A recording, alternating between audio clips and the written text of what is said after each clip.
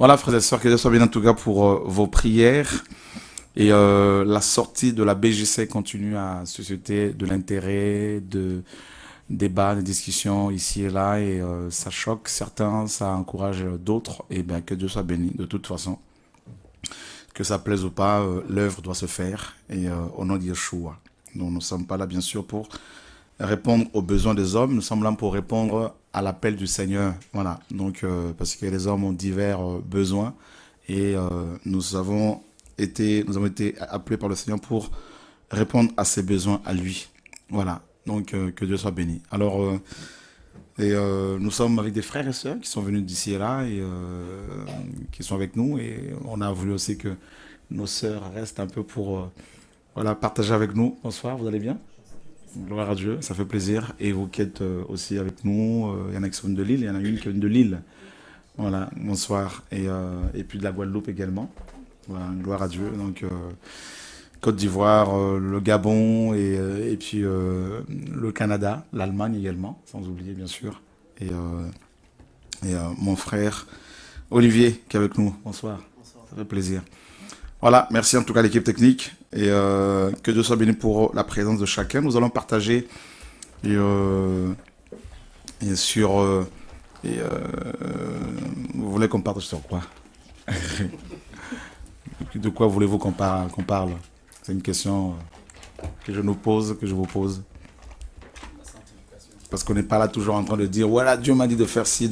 On peut aussi demander aux frères et sœurs de quoi ils veulent qu'on partage. Voilà, la sanctification. Ah ben, gloire à Dieu, que Dieu soit béni.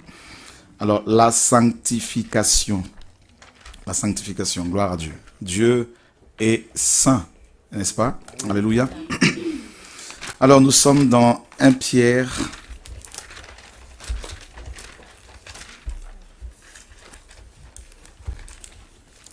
1 Pierre, chapitre 1er. Voilà, merci Seigneur. Vous voulez qu'on parle de la sanctification? Ben, on va parler de la sanctification. Voilà, on est bien dans 1 Pierre. Voilà. Parfait. Alors, je vais lire à partir du verset 1er. Pierre, apôtre de Jésus-Christ, à ceux qui sont étrangers et dispersés dans le Pont, la Galatie, la Cappadoce, l'Asie et la Bithynie, élus selon la prescience de Dieu, le Père, par la sanctification de l'Esprit, afin d'obéir à Jésus-Christ, et qui participent à l'aspersion de son sang. Que la grâce et la paix vous soient multipliées. Voilà, donc élus selon la prescience de Dieu, par la sanctification de l'Esprit. Pour quel but? Dans le but d'obéir. Nous sommes sanctifiés par le Seigneur pour obéir. Voilà. Donc ici, c'est le moyen que Dieu va utiliser pour nous amener à l'obéissance. Et c'est la sanctification. Alors, bien sûr, le terme utilisé ici signifie, bien sûr, littéralement être mis à part. Donc, Dieu nous met à part. Il y a plusieurs termes grecs et hébreux utilisés pour parler de la sanctification. Et un des termes hébreux qui est récurrent dans le Tanakh notamment est Kodesh ou encore Kadash. Donc il y a Kodesh et Kadash. Ces deux termes qui, n'est-ce pas, qui parlent dans un premier temps de la mise à part, du fait que Dieu met à part aussi bien des hommes que des objets. N'est-ce pas? Quant aux objets, par exemple, et en ce qui concerne les objets, il est question du culte. Il était question du culte envers Yahweh, de l'adoration, n'est-ce pas? Donc, il y avait les ustensiles du temple qui avaient été mis à part, consacrés pour le service sacré. Donc, alors nous allons parler bien sûr de la sanctification comme vous l'avez souhaité. Et l'apôtre Pierre est un apôtre, un des apôtres qui a vécu la sanctification, qui a vécu cette mise à part pour le service du Seigneur. Et nous sommes premièrement dans Matthieu chapitre 4. Matthieu 4. Et au verset 23. Pardon.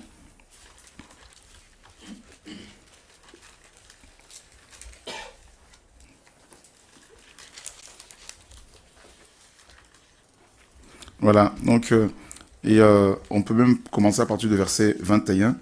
Et de là, étant allé plus en avant, il vit deux autres frères, Jacques, fils de Zébédée, et Jean, son frère, dans une barque avec Zébédée, leur père, qui réparaient leur filet. Et il les appela. Et ayant aussitôt quitté leur barque et leur père, ils le suivirent. Voilà, donc, et au verset 18, comme Jésus marchait le long de la mer de Galilée, il vit deux frères, Simon, appelé Pierre, et André, son frère, qui jetaient leur filet dans la mer, car ils étaient pêcheurs. Et il leur dit, suivez-moi, et je vous ferai pêcheurs d'hommes. Voilà, donc, et ces hommes étaient occupés, bien sûr, à pêcher. Ils ont connu la pêche tout au long de leur vie, ils sont nés dans la pêche. Et Yeshua passe par là, il trouve André et Simon, son frère, en train de travailler, et il leur dit, suivez-moi.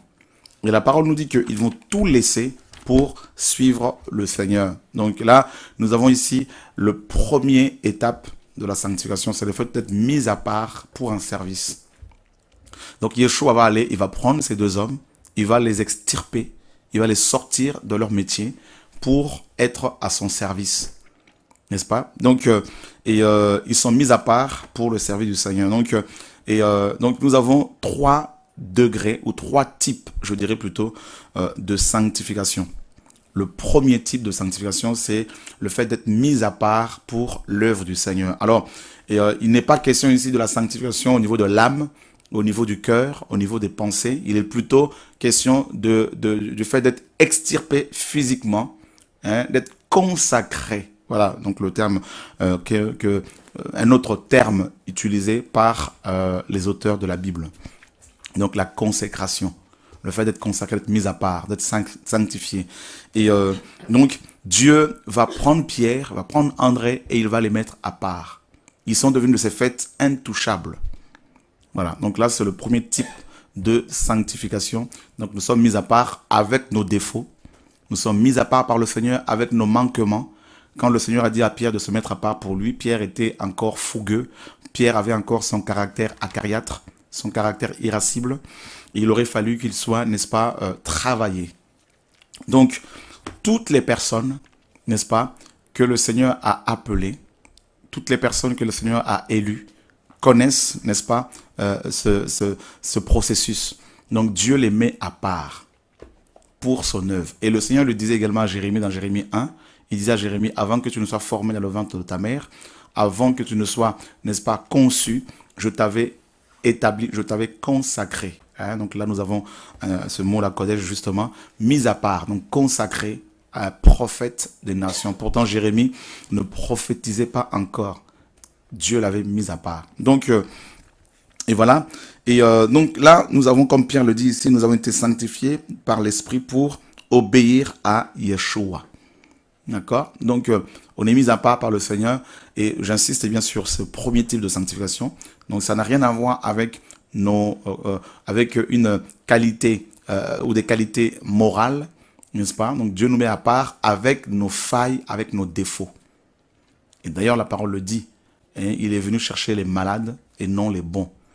Et donc, on est mis à part. Donc, vous pouvez avoir affaire à quelqu'un qui est qui est sorcier, qui est sataniste. Pourtant, cette personne peut recevoir des prophéties parlant de son appel, sans qu'il y ait eu le dévoilement de ses œuvres secrètes. N'est-ce pas? Donc oui, parce que tout simplement, Dieu l'a mis à part. Et quand Dieu met à part une personne, cette personne, mes amis, devient intouchable. L'ennemi ne peut même pas la toucher. Alors que la personne n'en est pas toujours consciente, n'en est pas forcément consciente. Mais Dieu l'a mise à part. Voilà. Et cette mise à part, cette consécration, cette sanctification, mes amis, est inscrite depuis l'éternité passée. Dieu nous a mis à part avant même que le monde ne soit créé. Voilà. Et c'est pour cela que, et là, il est question, bien sûr, de l'élection. Il est question de l'élection qui ne dépend pas des œuvres. N'est-ce pas? Il est dit justement dans les Écritures par rapport à Ésaü et Jacob. Par rapport à Jacob, il est dit que les enfants n'avaient pas encore dit un mot, afin que l'élection du Seigneur ne dépende pas, ne dépende pas des œuvres, que Dieu l'avait appelé, Dieu l'avait choisi, donc mis à part. Et c'est pour cela, frères et sœurs, nous n'avons pas besoin de courir après l'appel. D'accord? On va prendre un passage dans Romains chapitre 9, verset 16.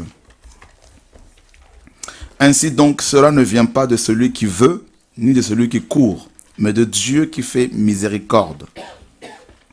Voilà. Donc, et au verset 10, à partir du verset 8, pour la bonne compréhension, on va lire. Donc là, nous sommes dans le premier type de sanctification. Hein. Donc, on est mis à part pour le Seigneur.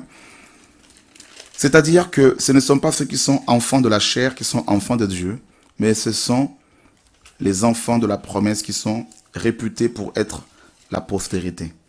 Car voici la parole de la promesse. Je viendrai à cette même époque et Sarah aura un fils.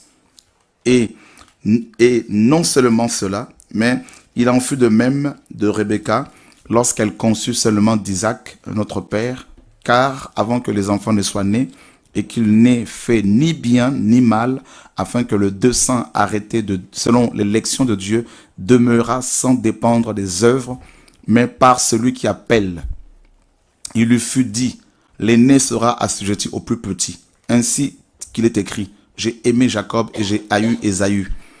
Que dirons-nous donc? Y a-t-il de l'injustice en Dieu? À Dieu ne plaise. Car il dit à Moïse, j'aurai compassion de celui de qui j'aurai compassion, et je ferai miséricorde à celui à qui je ferai miséricorde. Ainsi donc, cela ne vient pas de celui qui veut, ni de celui qui court, mais de Dieu qui fait miséricorde. Cela ne vient pas.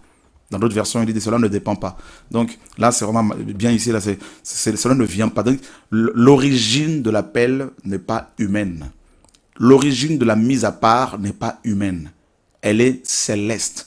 Donc ça ne sert à rien de chercher à se faire consacrer par les hommes, comme on l'entend souvent, avec l'ordination qui est complètement diabolique, satanique. Hein? Donc oui, j'ai été consacré au ministère, mais ça c'est complètement charnel. Voyez? Donc à chaque fois vous entendez, oui, j'ai été consacré à l'appel, au ministère, tout ça. Donc il n'y a que Dieu qui le fait. Le Seigneur dit aux apôtres, je vous ai choisi, c'est moi qui vous ai choisi et, n'est-ce pas, élu et envoyé et établi afin que vous alliez et que vous portiez des fruits et que vos fruits demeurent. Dans Jean 15. Donc on comprend vraiment que le premier type de sanctification fait, n'est-ce pas, référence à l'élection de Dieu. C'est important de le savoir. C'est-à-dire Dieu nous a élus avant même que Adam ne soit créé. Avant même que les anges ne soient formés, Dieu nous avait déjà élus. Donc ça veut dire quoi, mes amis, pour vous fortifier, vous qui pleurez? Cela veut dire que si vous êtes élus de Dieu, appelés de Dieu, mis à part par le Seigneur, aucun sorcier ne peut vous tuer. Voyez? Vous ne pouvez pas mourir, n'est-ce pas, avant le temps. C'est impossible. C'est impossible. Donc, Dieu nous a sanctifiés, il nous a mis à part. Donc, ça n'a rien à voir avec ta manière avec la crainte de Dieu. Ce n'est pas le fait d'être mis à part ici, le premier type de sanctification n'a rien à voir avec la crainte de Dieu. N'a rien à voir avec la sanctification. C'est vraiment l'élection. C'est la sanctification, mais sous la forme de l'élection. D'être mis à part. Et Dieu dit, par exemple, avant de nous créer, il dit, c'est comme si Dieu disait, je créerai un jour un homme qui s'appellerait Jacques. Et cet homme-là, Jacques, m'appartient. C'est pas qu'il m'appartiendra. Il m'appartient déjà. D'accord? Donc, autant arrêter, lorsque Jacques va naître, Jacques est ignorant, Jacques, notamment ses parents, ne savent même pas que cet enfant est déjà mis à part par le Seigneur, est déjà, n'est-ce pas, destiné à un service bien spécifique. Jacques va naître, Jacques va grandir, il peut même devenir un délinquant, il peut même devenir un sorcier, il peut même devenir un grand sataniste. Et puis, autant arrêté par le Seigneur où Jacques devait naître d'en haut, quand ce temps serait venu, eh bien mes amis, Jacques naîtra normalement d'en haut, pardon.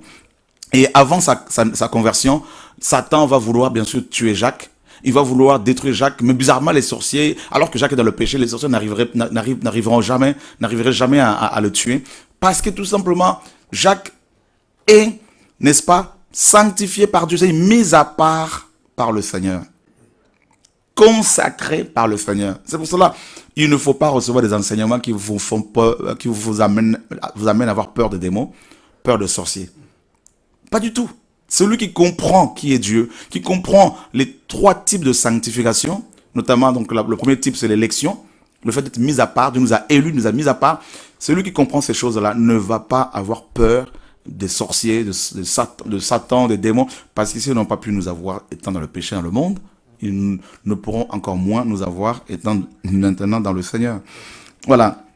Donc, on a vu Romain ici, c'est vraiment magnifique. Donc, il y a 2 enfants qui naissent, issus d'une même semence, n'est-ce pas? Et développés dans le même, donc conçus par, bien sûr, leur mère, et Rebecca, et comme Rachel, pardon, c'est Rebecca, pardon, Rebecca, et ils vont naître le même jour, c'est des jumeaux, c'est quand même assez paradoxal. Pourtant, il y en a un qui a été consacré par le Seigneur et mis à part. Et cet enfant-là, Jacob, était le deuxième à naître. Il n'était pas l'aîné. Et chez les Hébreux, le droit d'aînesse compte. Vous voyez mes amis? Donc, selon la loi mosaïque, c'est Ésaü qui devait hériter de la bénédiction d'Abraham. De ce fait, devenir l'ancêtre du Mashiach. Mais Dieu, dans sa préscience, dans sa souveraineté, a décidé que c'est Jacob qui allait hériter de cette bénédiction. Parce qu'il était consacré. Donc, le premier type de sanctification, la consécration, l'élection, mes amis, te donne le droit d'aînesse sur ceux qui t'ont précédé. Et ça, c'est magnifique. Et Jacob, pour rentrer dans l'héritage d'Abraham, il aurait fallu justement que son frère lui vende son droit d'aînesse. Et Dieu se sert justement des lentilles pour que Ésaü vende son droit d'aînesse. Voilà, frères et sœurs. Et c'est terrible de voir à quel point Dieu procède. Donc, vous ne devez pas courir après l'appel. Vous ne devez pas chercher, oh, non, mais c'est quoi mon appel? Je voudrais savoir laquelle. Mais c'est pas ça l'objectif. C'est pas ça. C'est pas ça. On ne court pas. Il est dit ici, cela ne dépend pas. Cela ne vient pas de celui qui veut, ni de celui qui court. Ne cherchez pas à vouloir l'appel. Ne cherchez pas ne courez pas après l'appel. Ne désirez pas, n'est-ce pas, à connaître votre appel. Désirez à connaître Dieu. D'accord? Et c'est lui qui vous a consacré depuis le ventre de vos mères. Ça ne sert à rien de vouloir imiter également les autres. Parce qu'en voulant imiter les autres, vous allez finir par être aigri, être jaloux et commencer à vouloir tuer les autres pour rester en vie. Ça ne sert à rien. Ça, c'est le premier type de sanctification. Parce que quand on entend parler sanctification, mais c'est quoi la sanctification d'abord? D'accord? C'est l'élection. C'est l'élection. Élection. Dieu nous a élus. Dieu nous a mis à part. Il nous a consacrés pour son œuvre. Alléluia. Gloire à Dieu. Ensuite, une fois que nous sommes consacrés, mis à part par le Seigneur, bien sûr, le Seigneur va venir et il va poursuivre cette œuvre de la sanctification. Il va nous appeler. Donc, on est d'abord mis à part depuis l'éternité. D'accord? Comme il a dit à Jérémie, n'est-ce pas? Donc, on peut quand même le lire, hein, Jérémie chapitre 1er. Hein, Jérémie, si tu peux nous lire Jérémie, ça serait bien. Gloire à Dieu.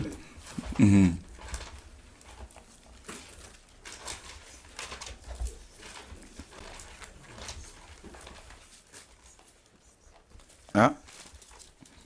Ouais, c'est ça.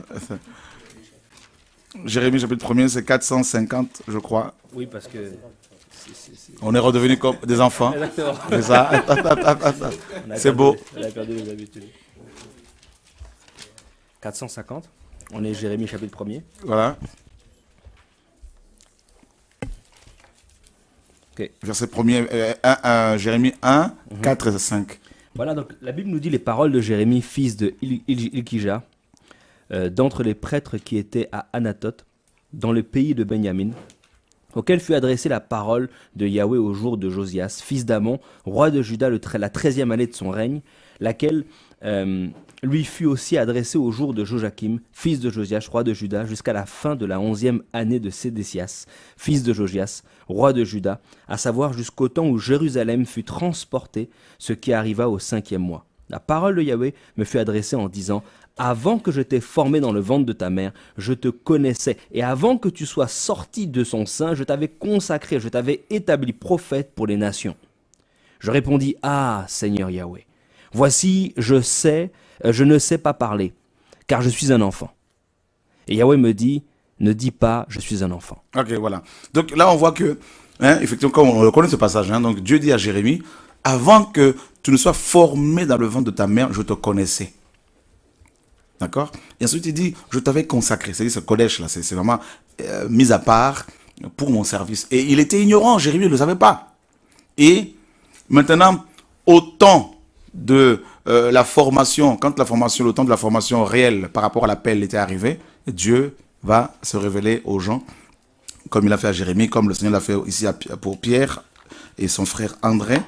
Et donc là, c'est le prolongement de du premier type de sanctification, l'appel, qui va se matérialiser. D'accord? Donc, et là, on entend soit la voix du Seigneur clairement, de manière audible, soit en songe, en vision. Dieu te dit, voilà, je t'appelle à mon service. Donc, c'est la conversion. C'est l'appel au salut. D'accord? Donc, l'appel au salut, ou l'appel au discipulat, est le prolongement du premier type de consécration. D'accord? Donc là, le Seigneur vient, il te dit, bon voilà, comme ici avec Pierre, on l'a lu dans Matthieu 4, et Pierre est en train de pécher avec son frère. Pierre ne savait même pas qu'il était établi depuis l'éternité, consacré, mis à part. Et le Seigneur vient, il te dit, il lui dit, suis-moi. Suis-moi. Voilà le prolongement du premier type de la sanctification. Suis-moi et je ferai de toi. C'est pas que tu es devenu, je ferai. N'est-ce pas? De toi, le pécheur d'homme. Donc il aurait fallu maintenant que Pierre soit nettoyé. D'accord? Soit nettoyé, soit brisé, soit sanctifié. N'est-ce pas? Donc, et là, c'est un autre type de sanctification. N'est-ce pas? C'est le brisement. D'accord? Dieu va te tailler maintenant. Et là, ça fait mal. Et maintenant, c'est le prolongement toujours du premier type de sanctification, c'est la croix aussi. Voilà. Donc là, c'est la croix. Et là maintenant, tu rentres dans un processus de transformation. D'accord? De transformation. C'est pas encore la formation, la sanctification personnelle. Là, c'est la formation de l'ouvrier. D'accord? Donc, c'est toujours le prolongement du premier type de sanctification, parce que le premier type de sanctification concerne Dieu. C'est Dieu qui est à l'œuvre. D'accord? Il te met à part, à ton insu, depuis l'éternité passée. Ensuite, au temps marqué, il vient te visiter et il t'appelle clairement et tu te mets, donc tu te convertis. Tu es né de nouveau, né d'en haut, et tu te mets à suivre le Seigneur. Et tu rentres dans un processus de sanctification où Dieu, maintenant, bien sûr, il poursuit son œuvre, il poursuit ta formation. Et l'ouvrier, maintenant, est mis comme dans un cocon qui va le transformer. Alors, l'image que l'on a ici, c'est métamorpho, ce terme grec que Paul va utiliser et que l'on retrouve dans Matthieu 17. Qui a été traduit par transfiguration. Donc, on passe d'un état à un autre. Et on retrouve ce terme-là également dans Romains chapitre 12, où Paul dit « Soyez transformés donc, par le renouvellement de l'intelligence ». Donc, Paul a utilisé ce terme-là grec pour aussi parler de la transformation que subissent les chenilles. Vous voyez? Pour devenir justement des papillons. Donc, c'est ça le disciple-là.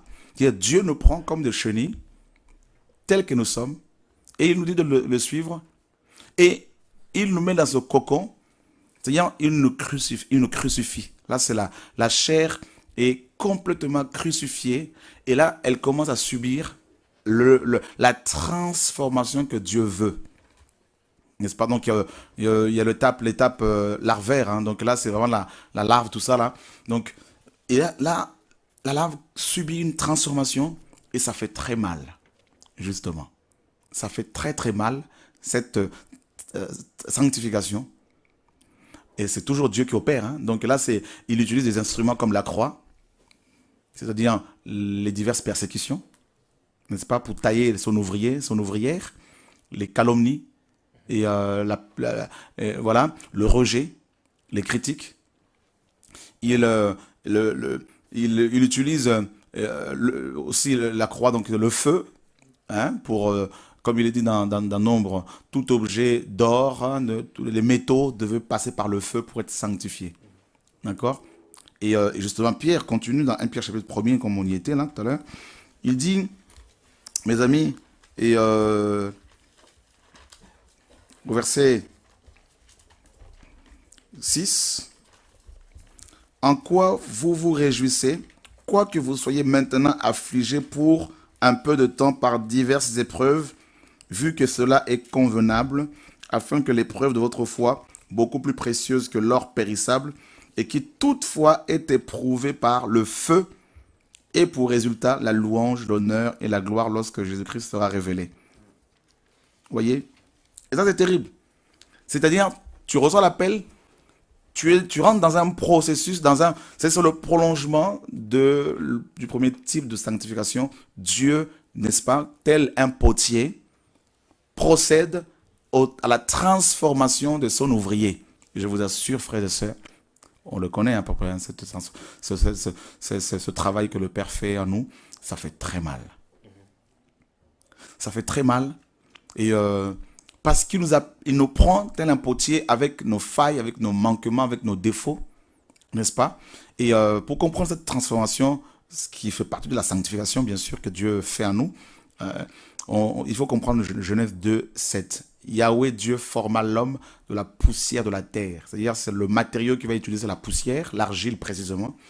Et nous savons tous que l'argile est foulée aux pieds par les hommes, tout ça, et à l'époque par les esprits, par les démons, tout ça. Et Dieu prend cette argile-là, et là, il dit que et Dieu va former l'homme, n'est-ce pas? Alors, le verbe former ici, en hébreu, signifie littéralement former par la pression. Par la pression de la chaleur, la pression des eaux, comme les pierres précieuses sont taillées par la nature, n'est-ce pas, dans le secret, hein, sous terre, à des milliers, à des kilomètres, hein, donc des milliers de kilomètres, et c'est là que ces pierres précieuses sont taillées par la pression justement des eaux. C'est comme ça que le diamant se forme. Il y a une pression qui s'exerce sur cette pierre, et une pression telle que, mes amis, il faut, si tu subis cette pression, Dieu doit nous soutenir parce que sinon on ne tiendrait pas. D'accord? Donc, et nous sommes, rappelez-vous bien que l'Église est composée des pierres vivantes et non des briques concernant par rapport à Babylone. Et donc là, c'est les pierres précieuses que nous sommes. Et on dit bien de pierres précieuses.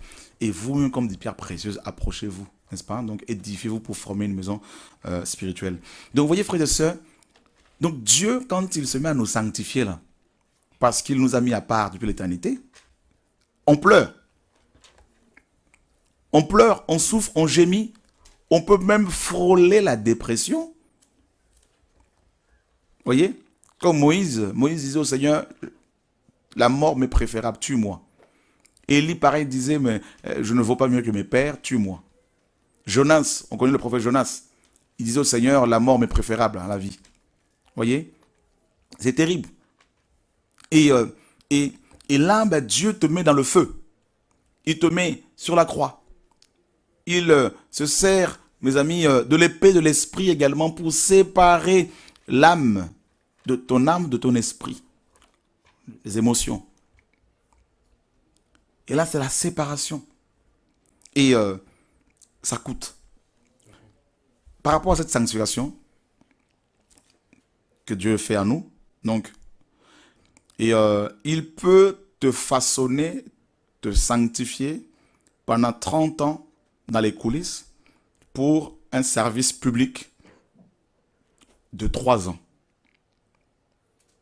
Et après, il t'enlève. C'est ce qu'il a fait avec son fils Yeshua, homme. Il a commencé son service public à l'âge de 30 ans. Comme Joseph. Et ensuite, quand si vous regardez bien, pendant 30 ans, il a été formé par le Père.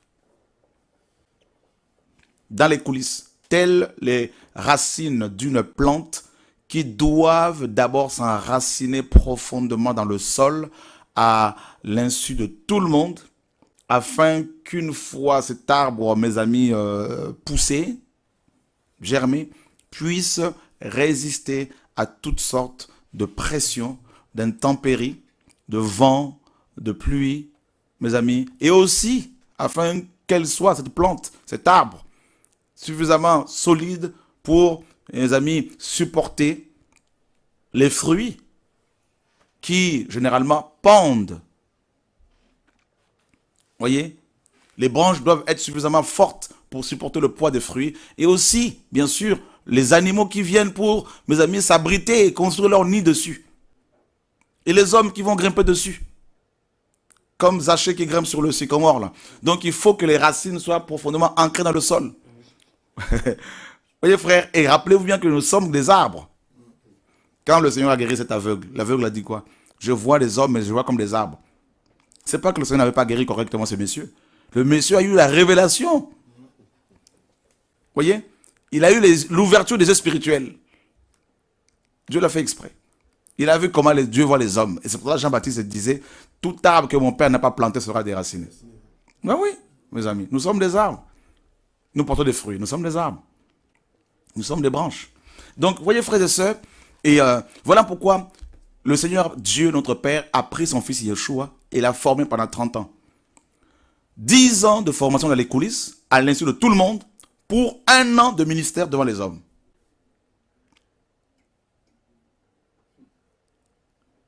Voyez? Et Yeshua est notre modèle. C'est pour cela, mes amis, il faut laisser Dieu nous sanctifier. Amen. Ça fait mal, il ne faut pas se précipiter. Non, je vais sortir, je vais faire des programmes à gauche, à droite, je vais faire des séminaires partout, je vais aller amener le feu partout. Ah bon? Est-ce que Dieu t'a-t-il est-ce que Dieu t'a vraiment formé? Est-ce que Dieu t'a vraiment sanctifié? Dieu t'a-t-il suffisamment formé pour aller vouloir porter le poids alors que tu n'as pas, reçu une formation dans les coulisses? Regardez, mes amis, le Seigneur dit quoi dans Luc chapitre 6? 2 hommes bâtissent une maison. 2 maisons, chacun une maison. Le premier creuse profondément et trouve le roc. La profondeur appelle la profondeur, nous dit Psaume. C'est en creusant profondément, c'est là, en dessous là-bas, là, en descendant là. C'est là qu'il a rencontré le roc. C'est-à-dire le roc, on le trouve dans l'intimité. Lorsque Dieu te forme, te sanctifie dans les secrets. Les gens te voient debout, tu rigoles. Mais dans le cœur, là, il se passe des choses dans les secrets. Quand tu pleures, la personne ne te voit. Le roc, on ne le raconte pas comme ça, là, mes amis. C'est en creusant. Et rappelez-vous bien qu'il y a 4 dimensions à Yeshua. Il y a la hauteur, c'est l'aigle. Il y a la profondeur, mes amis, là. C'est l'homme qui descend dans les régions inférieures. Il y a la largeur, ça c'est le lion. Et il y a la longueur, ça c'est Luc. N'est-ce pas? Non, c'est Marc, le bœuf qui va le long du champ pour semer, travailler, mes amis. Donc, la profondeur, là, mes amis, c'est l'homme. Dieu prend l'homme qu'il veut utiliser, il va l'amener dans les profondeurs. C'est ça. Il doit t'enterrer. L'homme doit être semé comme une plante, comme une graine. Si ce blé de grès qui tombe en terre ne meurt, il ne portera pas de fruits. Voilà la sanctification, mes amis. Dieu te tue. Dans la formation qu'il te donne pour te sanctifier, il tue ta chair. Il tue tes ambitions personnelles. Il tue ta vision. Il tue tout ce que tu as reçu de tes pères. Sanctification. Quand on entend sanctification, on dit c'est quoi la sanctification? C'est tout ça là. Il prend l'homme, il te transforme en graine. Ben oui, Matthieu 12 le dit. 24, si ce grain de blé qui tombe en terre ne meurt, il parle de lui. Nous sommes des graines. Et là, la profondeur, là, c'est l'homme. Il te prend l'homme qu'il veut utiliser. Comme de l'homme de Dieu, là, mes amis. C'est pas n'importe quoi. C'est pas n'importe qui. Ça y est, il est enterré. On passe par la croix et on passe par la tombe. Voilà. Là, tu es sanctifié. C'est-à-dire la sanctification que Dieu procède à nous, que Dieu opère à nous, nous tue. Tes ambitions, là, il tue tout. Il peut tout. Il est Dieu, il fait ce qu'il veut, il prend tout. Il dit à cet homme riche va voir le Seigneur, il dit, Seigneur, que ferais-je pour avoir la vie éternelle? Le Seigneur le regarde, il dit, c'est bien. Il commence d'abord par l'amener doucement, il savait où il allait l'amener. Il commence d'abord par Moïse. Qu'est-ce qu'on leur a dit?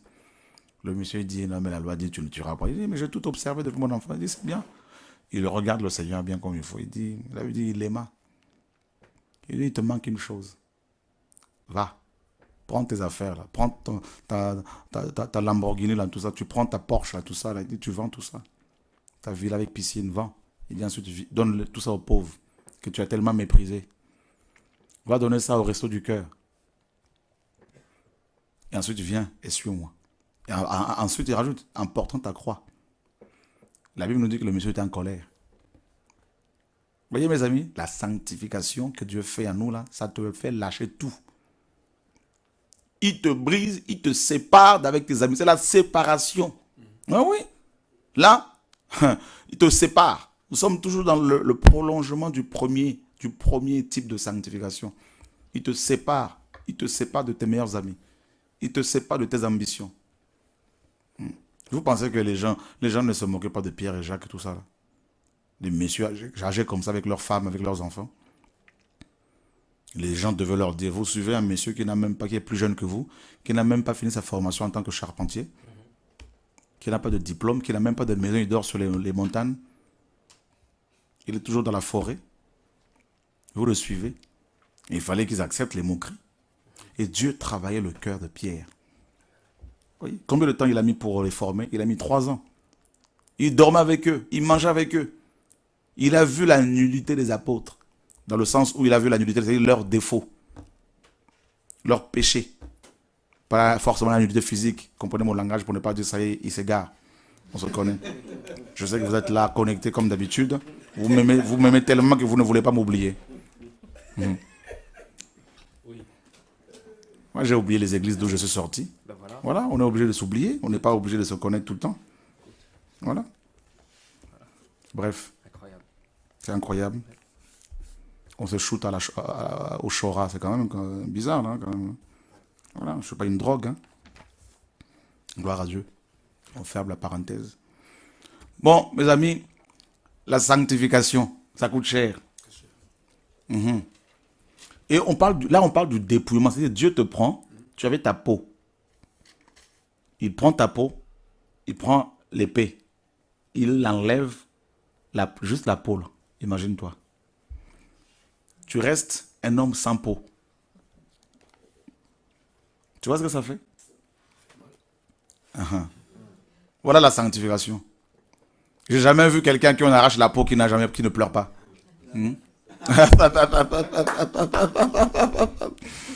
C'est-à-dire, tu es nu, mais il te rend encore bien nu. Vous avez vu? Regardez, vous prenez un coq, vous enlevez toutes ses plumes. Voilà. C'est ça ce que Dieu fait quand il nous sanctifie. Il enlève toutes les plumes qu'on avait là, tout ça, tout ce qui paraissait beau aux yeux des hommes, tout ça. Il enlève tout ça. Et quand il va enlever tout ça, qu'est-ce que tu vas dire par la suite? Tu vas te retrouver bien nu devant le Seigneur. Et voilà ce que tu vas dire. Philippiens chapitre 3. J'aime bien, mes amis, cette version-là, ça me fait du bien quand même. Hein? Philippiens chapitre 3. Alors, c'est 1148. Alléluia. 1148. Verset 3 au verset, mes amis, 10. Car c'est nous qui sommes les circoncis, qui rendons à Dieu notre culte en esprit et qui nous glorifions en Jésus-Christ et qui n'avons pas de confiance en la chair. Regardez, Paul dit qu'il n'a plus confiance dans sa chair. Pour qu'il parle comme ça, c'est qu'il est passé par un chemin. Hein. Il est passé par un processus de transformation.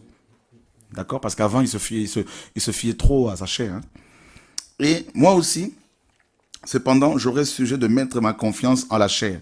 Si quelqu'un estime qu'il a de quoi se glorifier, se confier en la chair, je le puis bien davantage.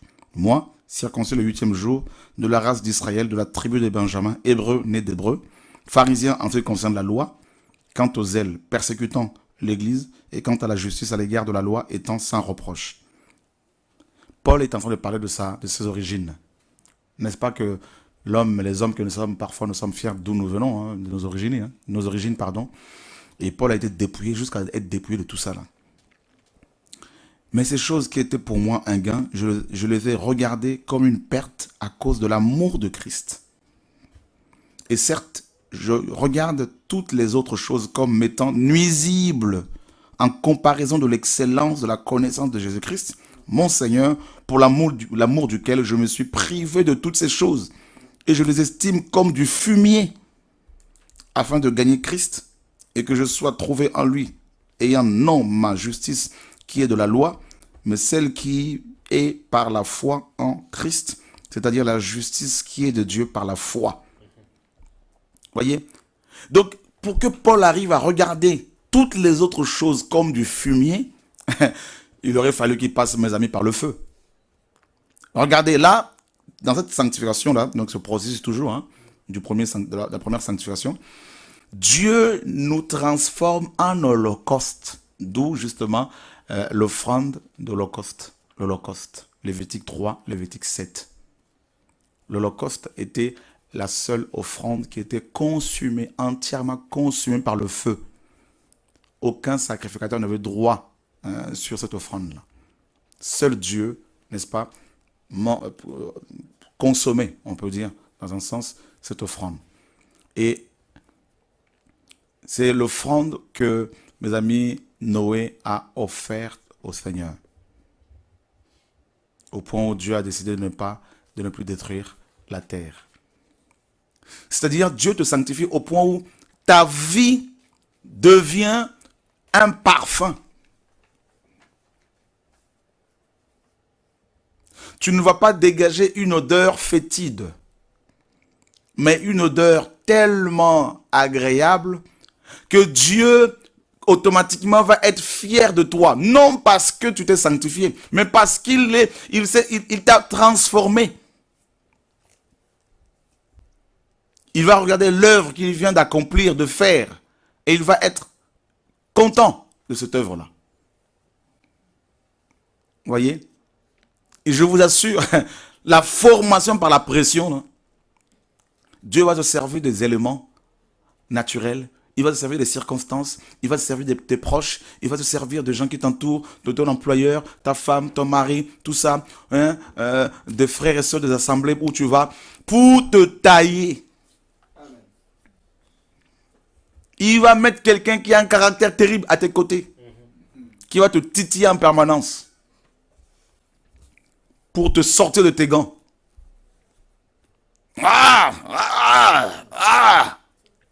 Voilà.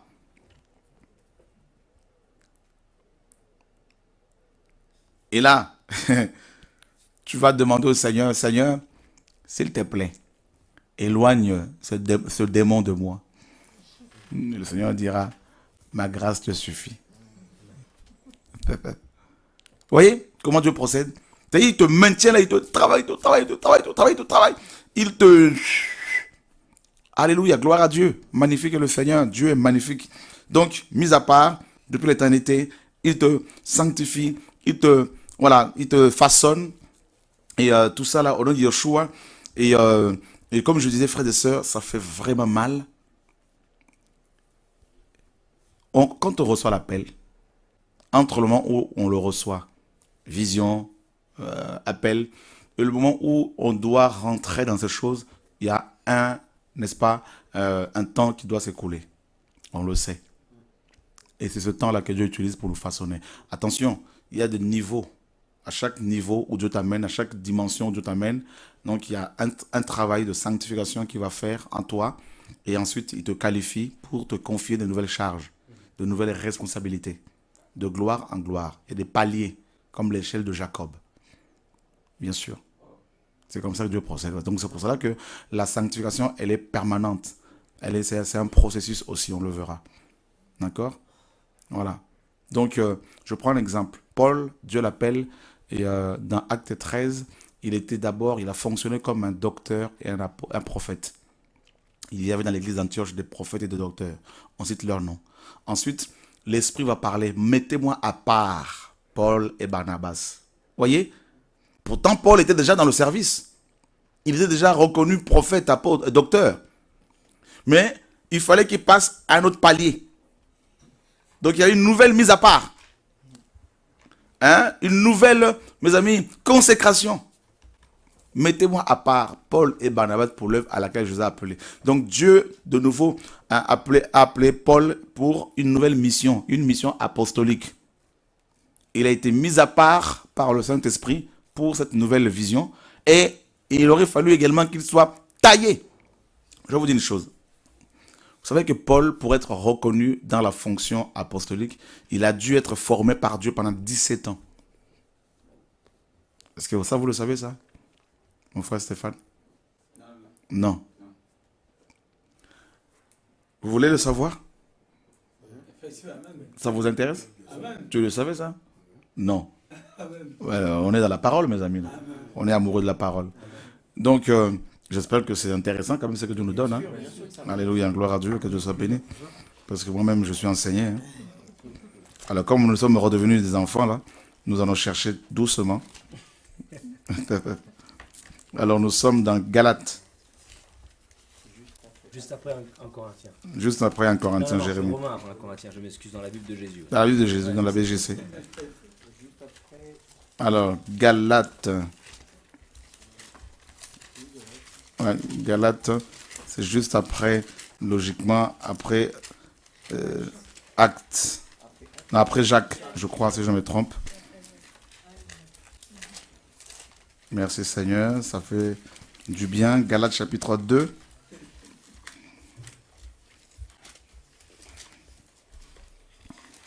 Voilà. Voilà, donc nous allons lire à partir du verset 15.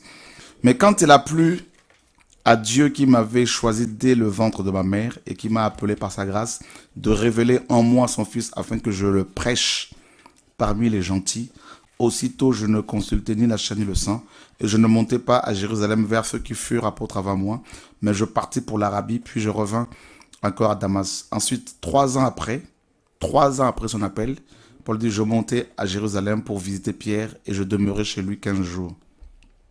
Et je ne vis aucun des autres apôtres, sinon Jacques, le frère du Seigneur. Or, dans les choses que je vous écris, voici devant Dieu, je vous dis que je ne mens pas. J'allais ensuite dans les pays de Syrie et de Cilicie. Or, j'étais inconnu de visage aux églises de Judée qui sont en Christ, mais elles avaient seulement entendu dire, celui qui autrefois nous persécutait annonce maintenant la foi qu'il détruisait autrefois. Et elle glorifiait Dieu à cause de moi. Et regardez le chapitre 2, verset 1er. 14 ans après, je montais de nouveau à Jérusalem avec Barnabas. Donc là, nous sommes dans acte 15. Hein. Donc ça, vous le savez. Donc cette grande réunion. Avec Barnabas. Et je pris aussi Tite avec moi. Et ce fut d'après une révélation que j'y montais. J'exposais l'évangile que je prêche parmi les gentils, à ceux de Jérusalem, en particulier à ceux qui sont les plus considérés, afin de ne pas courir ou avoir couru en vain. Et même, on n'obligea pas Tite, qui était avec moi, de se faire circoncire, quoiqu'il fût grec.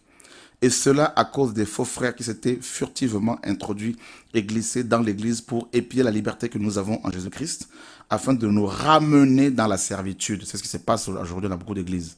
On veut ramener les chrétiens de la servitude. Nous ne leur cédâmes pas un instant, et nous résistâmes à leurs exigences, afin que la vérité de l'évangile soit maintenue parmi vous.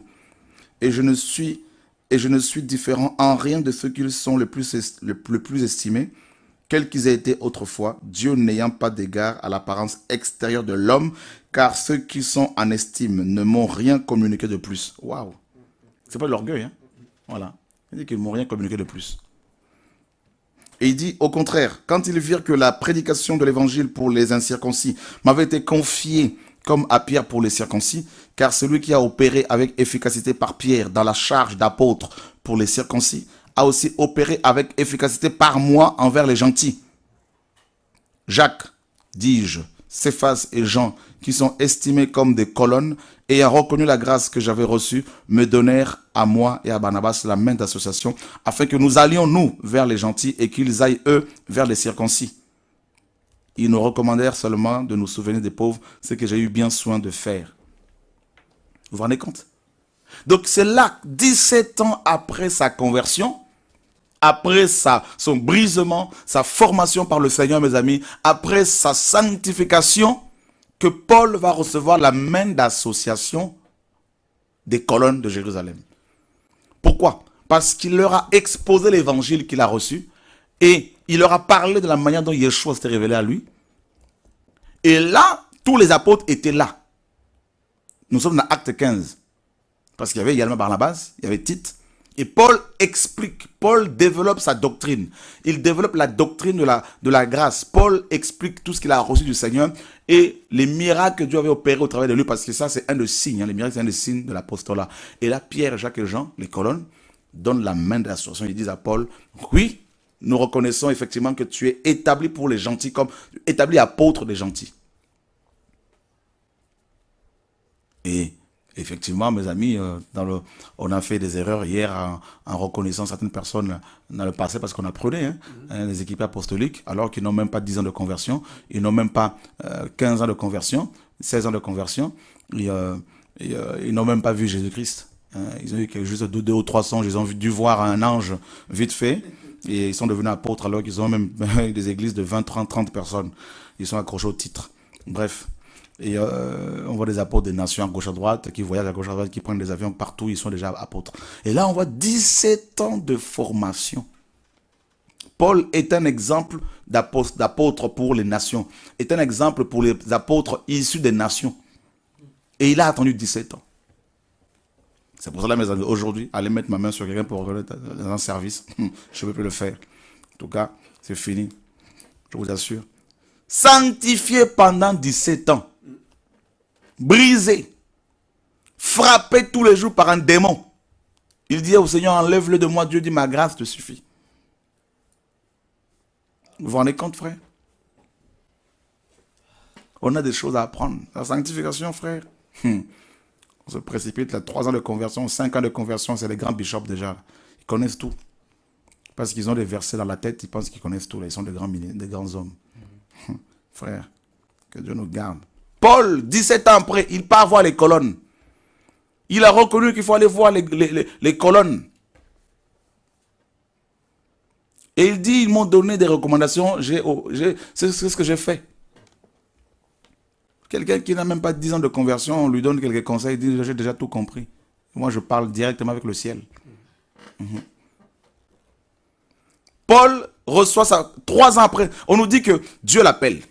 Il l'amène tout de suite en Arabie, dans un désert. C'est là qu'il a été formé comme Jean-Baptiste. Pas dans une école théologique. C'est là que Dieu l'a sanctifié, préparé, formé. C'est le processus de sanctification. Oui, mis à part pour le service. Mais il faut d'abord que Dieu te sanctifie. Il faut qu'il travaille ton caractère, qu'il brise ton péché qui peut, n'est-ce pas, t'empêcher de répondre à l'appel. Parce qu'on ne donne que ce que l'on a. Si tu es dans un péché avéré, comme le mensonge, le sexe, et que tu imposes les mains aux gens, tu leur communiques le péché. Donc il faut que Dieu te nettoie avant de te lâcher devant la foule. Voilà. 3 ans après son nettoyage, son premier nettoyage, là, Paul, Dieu lui demande d'aller à Jérusalem. Et là, il va demeurer 15 jours chez Pierre. Pierre a dû lui raconter les histoires avec le Seigneur, tout ce qu'ils ont vécu avec le Seigneur. Oui. Ensuite, il repart. Il a attendu 14 ans. 14 ans de nettoyage encore. 17 ans en tout. Cette fois-ci, il repart là-bas, c'est Acte 15, et Paul, avec Barnabas, maintenant, c'était les apôtres. Et là, il expose l'évangile. Il expose le message. Il expose la parole. Et là, Pierre dit, il le dit dans 2 Pierre chapitre 3, il dit, Paul a reçu une connaissance, il a reçu une sagesse, une grande sagesse, au point où ces lettres sont mal comprises et tordues par les personnes mal affermies et ignorantes. Pierre a écouté Paul. Pierre a dit, là, c'est un apôtre pour les nations. Il a été préparé. Paul a parlé de sa croix.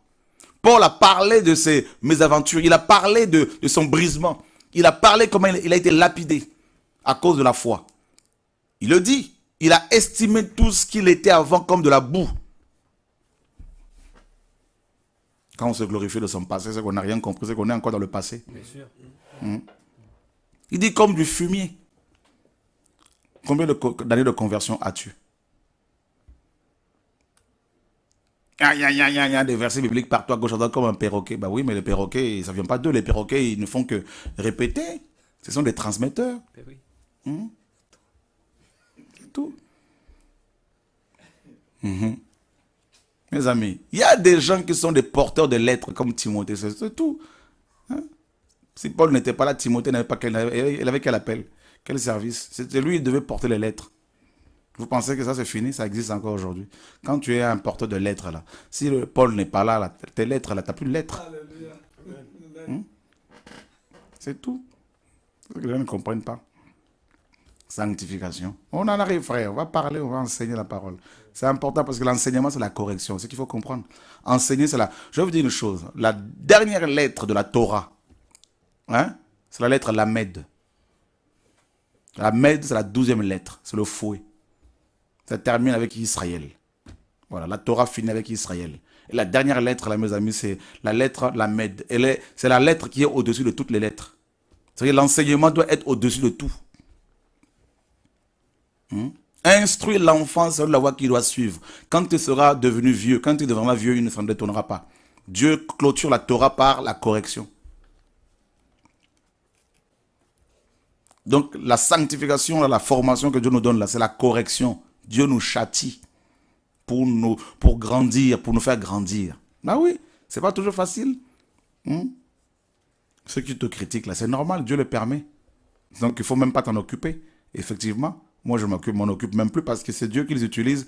Ils sont égarés, mais Dieu les utilise quand même pour notre bien. Donc c'est une grâce. Eux, ils vont se perdre, mais nous irons au ciel. Donc voilà comment Dieu procède. Il nous sanctifie, il nous travaille, il nous amène plus loin. Dieu a utilisé un démon pour que Paul reste dans le message. Vous vous rendez compte, frère? Un démon. Ceux qui sont dans le combat spirituel, ils vont commencer à chasser le démon par le feu. Envoyer le feu pour que ce démon s'en aille. Mais c'est Dieu qui l'a mis là pour ton bien.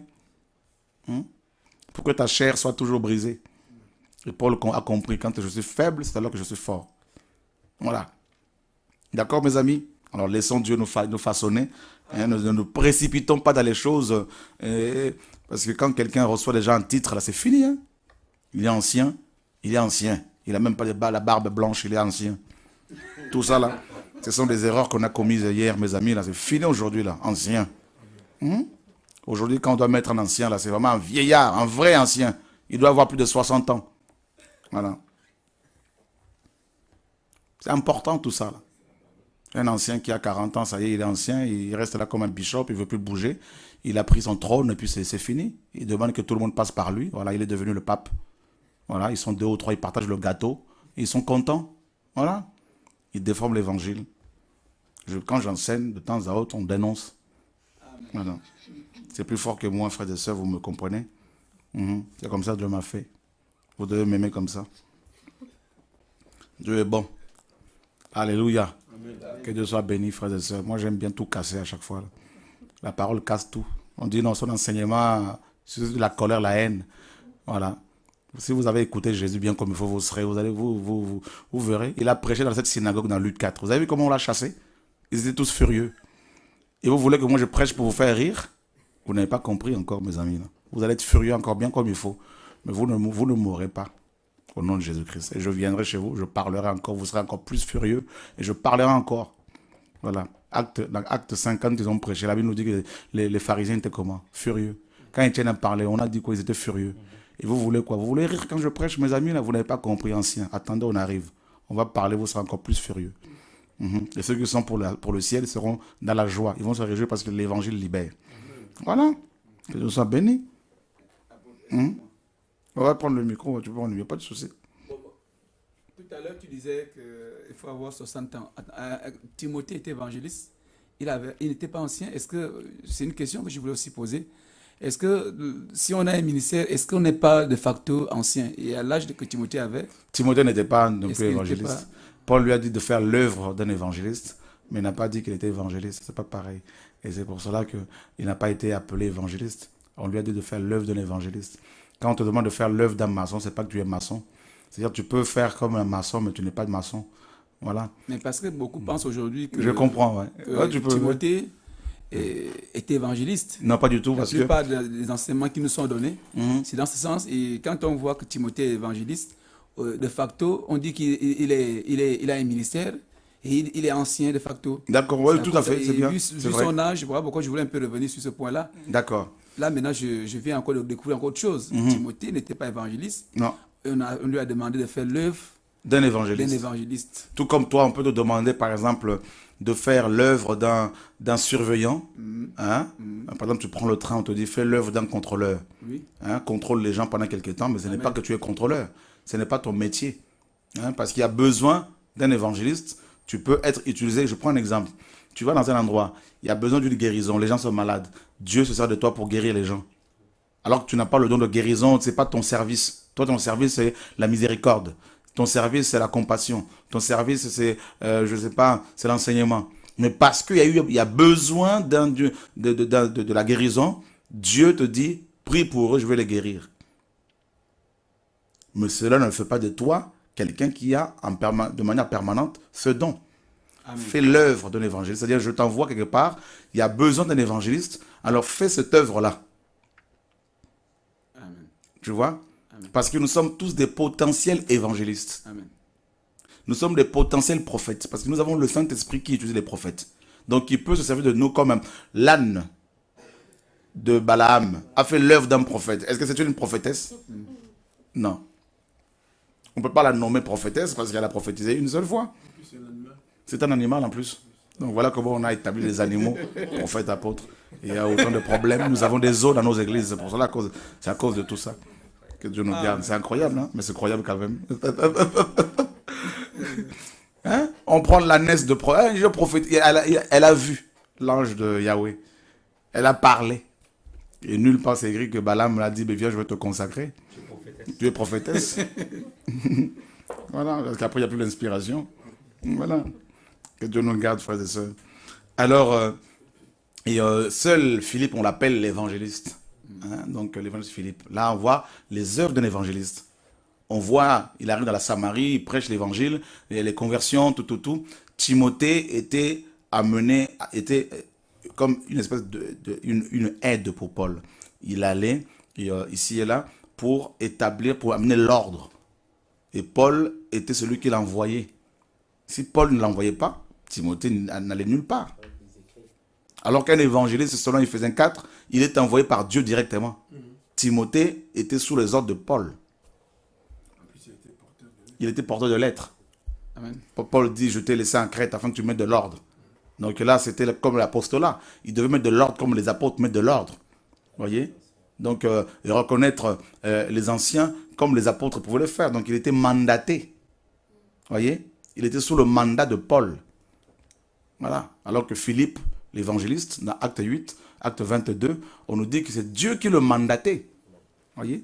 Donc ça veut dire que on peut l'expression travailler sur l'apostolat d'un apôtre. Est-ce que c'est cette expression-là on peut travailler. l'apostolat, on éviterait plutôt là sous l'apostolat. On veut dire, on travaille à côté, hein, donc d'un serviteur, de quelqu'un qui exerce la fonction d'apôtre. Et bien sûr, c'est très biblique. Oui. Bien sûr. Ah, amen. Bien sûr. Donc, Timothée, Tite n'était pas de ministère directement par le Seigneur. C'était des aides de Paul. Donc, quand tu appelles des serviteurs comme dans l'apostolat, ben, il met à côté d'eux des Timothée, des Paul, tout ça, qui sont des porteurs de lettres. Et ils n'ont pas reçu le mandat directement. Et en plus, c'était le ministre sans plan. Ouais. Ils n'avaient pas les plans, donc ils apprenaient de Paul et ils amenaient. Voilà, c'est ça. C'était sans plan. C'est ça, parce que Jean on nous dit qu'il était une aide. Hein, il était là pour aider Barnabas et Paul.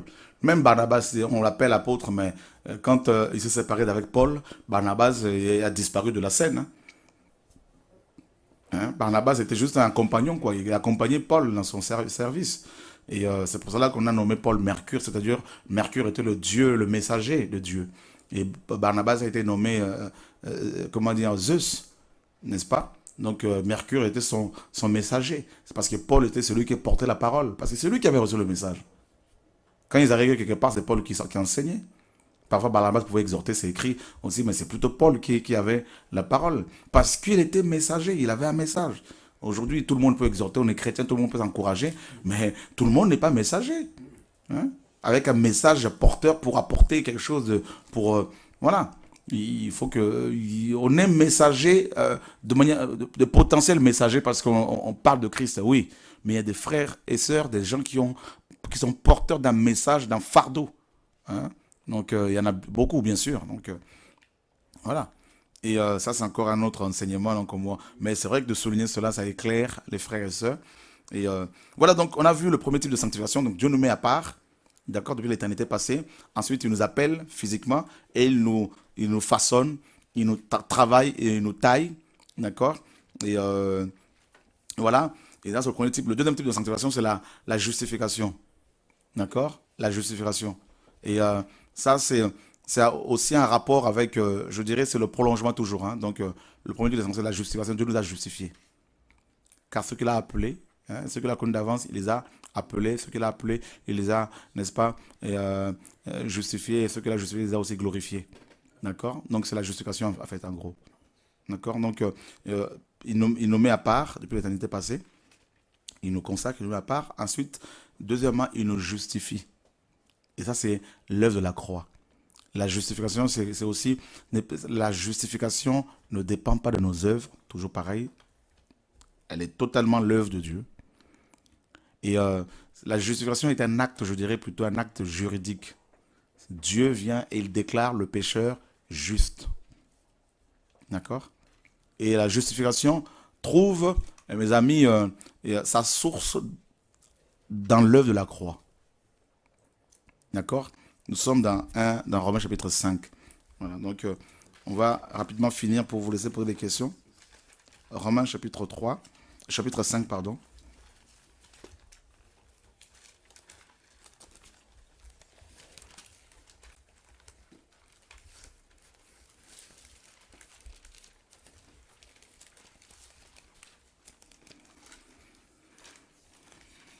Voilà, gloire à Dieu. On y est. Quelqu'un peut lire? Yann? Donc, Romains chapitre 5, à partir du verset... Juste le verset premier. Verset 1er. Étant donc justifiés par la foi, nous avons la paix avec Dieu par notre Seigneur Jésus-Christ, par lequel aussi nous avons été amenés par la foi à cette grâce, dans laquelle nous tenons ferme, et nous nous glorifions dans l'espérance de la gloire de Dieu. Voilà, donc... dans Romains 4, 3 aussi, donc on va revenir sur le Romains 5. Et que dirons-nous donc qu'Abraham, notre père, a obtenu selon la chair? Certes, si Abraham a été justifié par les œuvres, il a de quoi se glorifier, mais non pas envers Dieu. Car que dit l'Écriture? Qu'Abraham a cru en Dieu et que cela lui a été imputé à justice. Or, celui qui fait les œuvres, le salaire ne lui est pas imputé comme une grâce, mais comme une chose due. On est d'accord, hein? Mais à celui qui ne fait pas les œuvres, mais qui croit en celui qui justifie le méchant, sa foi lui est imputée à justice. D'accord? De même aussi, David exprime la bénédiction de l'homme à qui Dieu impute la justice sans les œuvres, en disant « Bénissons ceux à qui les iniquités sont pardonnées et dont les péchés sont couverts. Béni est l'homme à qui le Seigneur n'impute pas son péché. » Voilà. Donc, voilà la justification. Dieu vient et il dit, je déclare Jérémie juste, alors que Jérémie n'a rien fait pour. Juste parce que, de ce fait, tu peux être dans sa présence. Tu es admis dans sa présence. D'accord? Et la justification, mes amis, comme je le dis, trouve sa source entièrement dans l'œuvre de la croix. Voilà. Il nous a déclaré juste. Donc, on n'a aucun mérite. Voilà. Donc, tout ça aussi, ça a un rapport avec l'œuvre du Seigneur. C'est entièrement l'œuvre du Seigneur. Donc, la consécration depuis l'éternité, d'accord? La formation que Dieu nous fait, que Dieu nous donne, la justification, tout ça, c'est l'œuvre du Seigneur. Ça a un rapport avec, bien sûr, la sanctification. Mais la justification, c'est plus un acte juridique. Dieu déclare officiellement que cette personne-là est déclarée juste. Pourquoi? Parce que le sang de Yeshua a coulé. Voilà. Et en fait, ce sang, Dieu nous voit, le Père nous voit au travers du sang de Yeshua. Voilà pourquoi il nous voit juste. Si on enlève le sang, on est complètement fini. On ne peut pas s'approcher du Seigneur. Voilà. Donc, ensuite, il y a une autre sanctification. Ça, c'est la sanctification. Maintenant que tu es mis à part, maintenant que tu es formé par le Seigneur, que tu es justifié, donc, le deuxième type de sanctification, c'est, on peut dire le troisième, c'est une sanctification personnelle. Hein? Apocalypse 22 nous dit que celui qui est saint se sanctifie encore. Donc là, Dieu te justifie. Il te donne les moyens. La justification, c'est aussi le fait que Dieu t'équipe. C'est la grâce, en fait. C'est la grâce. Il te donne les moyens. Il est dit que la grâce de Dieu, salutaire à tous les hommes, a été manifestée. Et elle nous enseigne à vivre loin de l'impiété, loin du péché, en gros, et à renoncer au péché et à vivre dans le présent siècle selon la justice. Tout ça, là, la sagesse. Donc, on voit bien que c'est la justification, c'est la grâce de Dieu qui nous donne les moyens nécessaires pour mener une vie sanctifiée. Donc, on ne peut pas rentrer dans le troisième type de sanctification qui est personnelle, individuelle et quotidienne. Voilà, quotidien. Donc, ce troisième type de sanctification, sans avoir expérimenté, sans avoir été au préalable au bénéfice de la grâce de Dieu. Donc, il faut au préalable avoir expérimenté, reçu la grâce divine pour avoir les moyens nécessaires de mener une vie sanctifiée. Pourquoi ? Parce que les exigences de la justice divine sont telles que personne ne peut y répondre. Dieu dit, craignez-moi, personne ne peut le craindre. Dieu dit, sanctifiez-vous, personne ne peut se sanctifier. Sans la justification, sans l'œuvre de la croix, sans la grâce du Seigneur. N'est-ce pas? Je prends un exemple. La loi de Moïse était composée, avait trois parties. N'est-ce pas? Il y avait trois types de lois mosaïques. La loi cérémonielle, donc la loi morale d'abord, tu ne tueras pas, tu ne voleras point. La loi cérémonielle et la loi sociale ou civile. La loi morale, tu ne tueras point, tu ne convoiteras pas, tout ça. La loi morale est comme un diagnostic, comme une lumière qui vient là où il y a les ténèbres et qui éclaire les gens, qui leur révèle leur état. Alors, la loi morale est comme un diagnostic qu'un médecin va faire sur une personne qui ne se rend pas compte qu'elle est malade, qui est en bonne santé, qui est apparemment en bonne santé. Et la loi morale est comme ce diagnostic qui va être fait sur cette personne. Et cette loi, ce diagnostic, révèle, parce que cette loi amène la connaissance, révèle l'état de la personne et apprend à la personne qu'elle est atteinte du VIH. Et le VIH, donc c'est juste une image, comprenez mes amis, c'est l'image, c'est comme le péché, le VIH, donc qui est là. Et la personne s'aperçoit que la loi morale, le diagnostic, l'examen qu'on a fait sur elle, révèle son état. Ah, comme Paul le dit, je n'ai connu le péché que par la loi. D'accord? C'est grâce à la loi que j'ai connu le péché, car la loi dit, tu ne convoiteras pas. Romains chapitre 5, 20, Romains 7, 7, tout ça là. D'accord? Donc, la loi morale est comme ce diagnostic. Et le VIH, donc cette maladie, ce virus, est comme ce péché qui est révélé. Parce que jusqu'à Moïse, le péché était dans le monde, nous dit la parole, le Romain. Mais le péché n'était pas imputé aux hommes, parce que la loi n'était pas encore révélée. Alors, frères et sœurs, une fois que le péché est révélé, donc le VIH, la personne se sent condamnée. Mais je ne peux pas me guérir, me soigner. Mais je ne peux pas répondre aux exigences de la justice divine. Que faire? Et la loi te condamne. Dieu, dans son amour, vient. Il propose la loi cérémonielle, les sacrifices d'animaux qui n'ôtaient pas le péché, mais qui ne faisaient que le couvrir. Donc du coup, le péché ne faisait que s'accumuler, comme devenant une grande et haute montagne. Et toujours couvert, ce péché, par le sang d'animaux. Et chaque année, le péché des hommes, des Hébreux, était renouvelé. Le souvenir du péché était renouvelé. Par les sacrifices qu'ils offraient. Par le sacrifice que le grand prêtre offrait le 10 du mois de le jour de Yom Kippour. Le mois de Tsri ou de Tanim. Alors, Dieu donne la loi cérémonielle, sacrifice d'animaux, comme une trithérapie. Qui n'enlève pas le péché, mais qui ne fait que le couvrir. Le malade est conscient, à chaque fois qu'il prend le médicament, il est conscient que la personne est toujours malade. Elle est consciente de cela. Alors maintenant, la guérison est possible avec le sang de Jésus-Christ. Alléluia. Voilà pourquoi il dit que le sang de Yeshua parle mieux que le sang d'Abel. D'accord? Le sang de Yeshua vient et l'agneau de Dieu vient et il a ôté. Voilà la justification. C'est-à-dire, c'est un acte légal. C'est un acte, mes amis, juridique, pardon, et légal, qui déclare officiellement, parce qu'un acte juridique et légal, n'est-ce pas, déclare devant le tribunal. Parce qu'il y a 3 termes hébreux utilisés pour parler de la sanctification par rapport à la justification. D'accord? L'œuvre de la croix. Le premier mot grec, c'est, mes amis, agora. D'accord? Agora. Agora, c'est le marché. L'agora, c'est le marché. Donc, nous étions vendus au marché. Vendus sur le marché par les démons. Et Yeshua vient dans ce marché-là. D'accord? Dans le but de nous racheter. D'accord? Nous sommes dans le troisième, donc ça c'est le deuxième type de sanctification, c'est le prolongement, la justification. On est d'accord, hein? Voilà, la justification. Et donc Yeshua vient agora, donc ça c'est un autre enseignement, donc, parce on va creuser encore peut-être demain sur la justification. Il y a beaucoup, avec le tableau, il y a tellement de choses profondes à dire, frères et sœurs. L'agora, c'est le marché, donc on était véritablement vendus sur le marché, comme des esclaves du péché.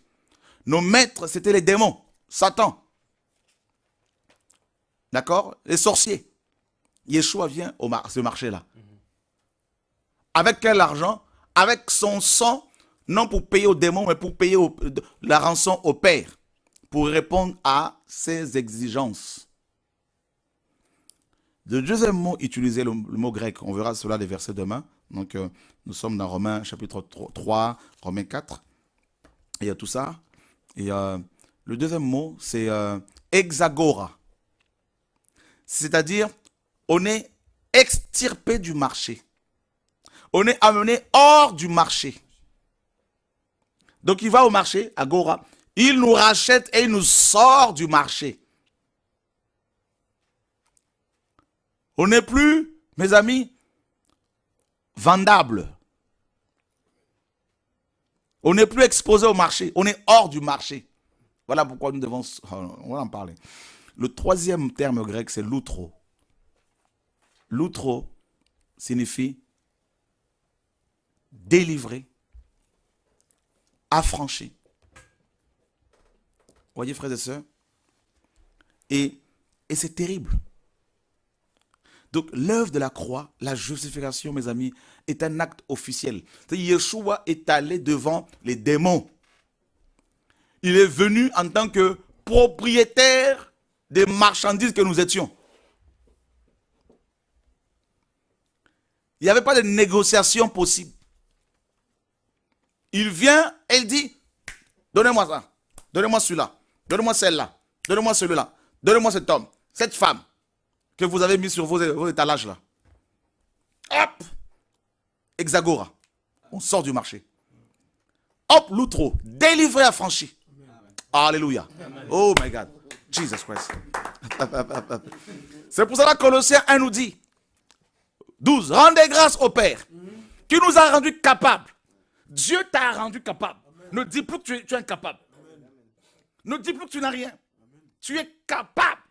Dis à ton voisin, tu es capable. Oh, alléluia. Nos capacités ne viennent pas de nous. Nous sommes capables. Oh, Jesus. Ne soyez plus limités. Nous sommes capables de gagner les quartiers entiers pour Yeshua. Nous sommes capables d'amener le feu du réveil, frères et sœurs, partout au nom de Yeshua. Nous sommes capables d'aligner devant nous les prophètes de Baal, de couper leur tête avec la parole de Dieu, mes amis, au nom de Yeshua. Oh, alléluia. Jesus Christ. Oh, alléluia. Jesus Christ. Yeshua a dit allez dans les nations. Pourquoi les nations? Oh my God. C'est là que les démons travaillent. Il dit allez dans les marchés. Nous sommes comme des acheteurs. Nous sommes comme des racheteurs. Nous allons, mes amis, prendre les âmes vendues sur le marché des démons, ou les gens condamnés. Il dit aux apôtres, allez dans telle ville, vous allez trouver une ânesse attachée sur laquelle personne n'est monté. Détachez-la et amenez-la. Si on vous demande qui vous envoie, dites simplement le maître. C'est le maître qui vient. Le maître en a besoin. Mes amis, Jesus Christ.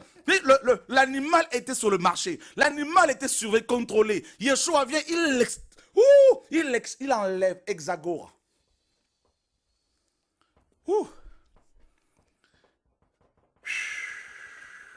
Ça, il y a quelque chose là, mes amis. Là. Il y a la parole. Je ne suis plus sur votre marché, je suis sorti de là. C'est pour ça qu'on dit, il nous a rachetés. On ne peut racheter que quelque chose qui t'appartenait avant.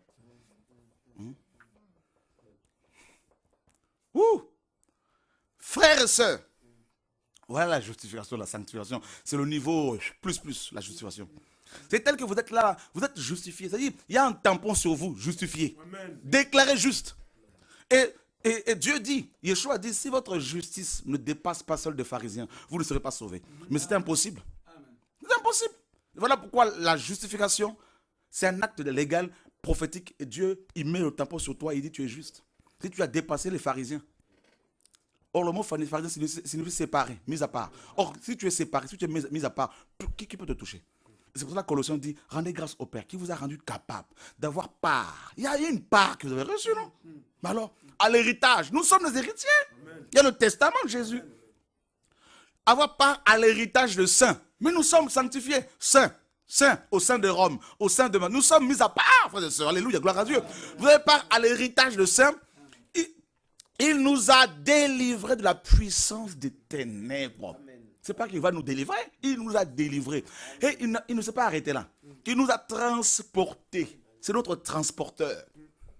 Il nous a transportés du marché, Agora, mes amis, Hexagora, hors marché. Il ne nous a pas laissé hors marché, il nous a amenés dans le royaume céleste. Donc, notre position, c'est au ciel. Nous sommes d'abord des célestes. Avant, on était d'abord des terrestres. Mais nous sommes d'abord des célestes. Mes amis, nous commandons depuis le ciel. Amen. Quand nous dormons dans le ciel. Nous marchons dans le ciel. Nous marchons dans le ciel. Frères et sœurs, nous prions dans le ciel. Amen. Nous sommes assis. Amen. La vie chrétienne commence par la position assise. C'est une vie terrible. Bizarre. Ça veut dire quoi? Jesus. Ça veut dire que celui qui est assis est plus fort que les autres. Parce qu'il commande depuis l'éternité étant assis et il n'a pas mal. Notre papa. Une vie qui commence par la position assise est très dangereuse. C'est-à-dire, tu as tout accompli. C'est-à-dire, nous commençons par l'accomplissement. Tout est accompli. On commence par là. Ça veut dire que ce que nous faisons, ce n'est pas nous qui le faisons. Nous ne faisons que nager dans l'accomplissement. Donc quand le réveil s'éclate ici et là, ce n'est pas nous. Nous ne faisons que vivre ces choses-là, mes amis. C'est ça. On est justifiés. C'est-à-dire aucun démon ne peut plus te tuer. C'est fini. Quand il se pointe, tu dors tranquillement, tu es justifié. C'est fini, c'est trop tard. Quoi qu'il arrive, nous irons au ciel. Nous sommes déjà au ciel, ils nous ont ratés. C'est hier qu'ils auraient dû nous tuer avant notre conversion. Même avant notre conversion, ils ne pouvaient pas parce que nous étions déjà, depuis l'éternité passée, on était déjà choisis, frères et sœurs. Au commencement était la parole. C'est la parole est au commencement de toutes choses. Ouh, Jesus. Donc du coup, comme tu es justifié, tu as la force pour craindre Dieu. Donc du coup, la justification, c'est quoi? Pour que vous compreniez.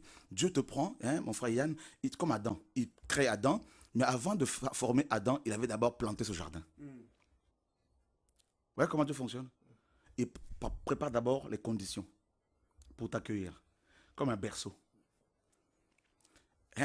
Il prépare le manguier, il prépare l'avocatier, tout ça, l'oranger, tout ça, et tout est déjà mûr. Il forme maintenant Yann. Donc, pendant qu'il te forme, la nourriture t'attend déjà. Les fruits. C'est pas toi qui les portes. Ils sont déjà mûrs. Il te forme, il te prend, hop, il te met là-dedans. Il te dit, voilà, la mangue est là. Tu veux manger la mangue? Tu lèves la main, tu as la mangue. L'avocat, tu prends, tu manges. Donc du coup, on ne fait aucun effort pour porter les fruits. Voilà la justification. Donc on fait les choses, c'est naturel. Craindre Dieu, c'est naturel parce que, voilà, la chair, si elle veut revenir, on dit non, j'ai la force pour te dire non. Donc du coup, une belle femme peut venir, non, non, je ne veux pas. Je refuse. L'argent peut venir à flot comme ça, non, je ne veux pas voler. Parce qu'on en a les moyens. C'est pour ça que Jean dit, celui qui est né de Dieu ne pêche pas, ne pratique pas, ne vit pas dans le péché, parce que la semence de Dieu est en lui, la justification. D'accord? Alléluia. Gloire à Dieu. Donc naturellement, comme tu es justifié, tu vas maintenant, on te met dans l'eau. Donc naturellement, tu vas nager de profondeur en profondeur. Tu vas craindre Dieu. Comment craindre Dieu? Comment te sanctifier par rapport personnellement, c'est en priant, en méditant la parole chaque jour. Et bien c'est comme ça qu'on est sanctifié. La parole nous purifie. Déjà vous êtes purs par la parole que je vous ai annoncée. Le Seigneur disait dans Jean 15, 3. Père, sanctifie-le par ta vérité, ta parole est la vérité. Jean 17, 17. Vous voyez la sanctification, en méditant la parole, en priant, on est sanctifié. Vous voyez, tous les jours. Que celui qui est saint se sanctifie. Quand on fait attention à ce qu'on écoute, à ce on voit, à ce qu'on dit, on est sanctifié. On fait attention par rapport à notre habillement, tout ça. On est sanctifié, mes amis, et c'est magnifique. Et la dernière sanctification, c'est ce qu'on appelle la rédemption totale. 1 Corinthiens 15. Nous aurons des corps glorieux. Il n'y aura plus d'imperfection. On n'aura plus de gros nez, c'est fini tout ça là. On n'aura plus des oreilles petites comme mes oreilles, mes amis, qui sont trop petites, mais qui entendent de loin. Alléluia, gloire à Dieu. Donc Dieu nous a bien fait quand même, mes amis, là, mais quoique le péché nous a déformés, le péché d'Adam et Ève. Et donc il n'y aura plus d'arabes, plus de juifs, il n'y aura ni juifs, ni grecs, ni hommes, ni femmes. Et fini, mes amis, il n'y aura plus de femmes qui vont être enceintes, parce que parfois c'est pas facile. Il n'y aura plus de... Fini le racisme, fini, mes amis. Tout ça, là, c'est fini. Le chômage, fini les guerres, fini la famine, fini les tsunamis, tout ça, là, c'est fini. Fini, oh non, moi je suis trop petite, oh non, Seigneur, je portais des talons, tout ça bien, machin, tout ça. Parfois, on va se dandiner, comme ça, avoir du mal à marcher parce qu'on se sent tellement, mes amis, incomplet. Et tout ça, c'est fini. On aura des corps glorieux, 1 Corinthiens 15, on aura les corps qu'on aura à la résurrection, ça c'est la dernière sanctification, c'est magnifique aussi, seront des corps encore mieux que celui qu'Adam avait. Est-ce que vous le savez ça? Non, je vais vous dire. Pourquoi? 1 Corinthiens chapitre 15. Restons à la parole parce que le temps nous presse. On ne veut pas finir trop long. Je sais que vous avez soif. On aura encore des corps mieux. Mais là, c'est même pas comparable. 1 Corinthiens 15, mes amis. Verset 51. À partir du verset 51. On va même aller plus loin encore. Verset 45. Comme aussi, il est écrit, le premier homme, Adam, a été fait en âme vivante. Le dernier Adam, en esprit vivifiant. Or, ce qui est spirituel n'est pas le premier, mais ce qui est animal. Et puis vient ce qui est spirituel. Nous étions d'abord des animaux, là. Le premier homme étant de la terre est tiré de la poussière, mais le second homme, à savoir le Seigneur, est du ciel. Tel que celui qui est tiré de la poussière, tels aussi sont ceux qui sont tirés de la poussière. Et tel qu'est le céleste, tels aussi sont les célestes. Et comme nous avons porté l'image de celui qui est tiré de la poussière, nous porterons aussi l'image du céleste. Voici donc ce que je dis, mes frères, c'est que la chair et le sang ne peuvent hériter le royaume de Dieu, et que la corruption n'hérite pas l'incorruptibilité. Voici, je vous dis un mystère. Nous ne dormirons pas tous, mais tous nous serons changés. En un instant, en un clin d'œil, à la dernière trompette. Car la trompette sonnera et les morts ressusciteront incorruptibles et nous serons changés. Les morts ressusciteront comment? Incorruptibles, imputrescibles. Or, Adam était parfait quand il a été créé, nous sommes d'accord, parce que tout ce que Dieu a créé est parfait, mais il n'était pas incorruptible. Parce que sinon, il ne serait pas tombé dans le péché. Et c'est ça, l'avantage de l'œuvre de la croix. Quelle grâce. Cela veut dire qu'après l'enlèvement de l'Église, après la résurrection, Satan ne pourra plus nous tromper, nous faire tomber dans le péché, c'est fini. Donc, nos corps, les corps qu'on aura, seront des corps plus glorieux que celui que Adam avait. Et Paul continue en disant, car il faut que ce corps revête l'incorruptibilité et que ce corps revête l'immortalité. Lorsque ce corruptible aura revêtu l'incorruptibilité, et que ce mortel aura revêtu l'immortalité, alors cette parole de l'Écriture sera accomplie. La mort a été détruite dans la victoire. Ô Hadès. Voilà, dans l'autre version, on dit ô mort. C'est faux, c'est Hadès. Hein? Ou encore enfer. Où est ta victoire? Ô mort, où est ton aiguillon? Voilà, donc on peut s'arrêter là. Voilà, c'est bon. Donc vous voyez, donc ça c'est la dernière sanctification. Donc des corps beaucoup plus glorieux encore, mais c'est terrible. Terrible. Et voilà pourquoi, mes amis, nous devons vraiment glorifier le Seigneur. Alors, je ne vais pas parler ce soir, bien sûr, bien comme il faut des agents de la sanctification, les agents qui nous permettent rapidement la parole, la prière, tout ça, l'Esprit de Dieu également, le sang de Jésus-Christ également, par rapport à la justification, n'est-ce pas?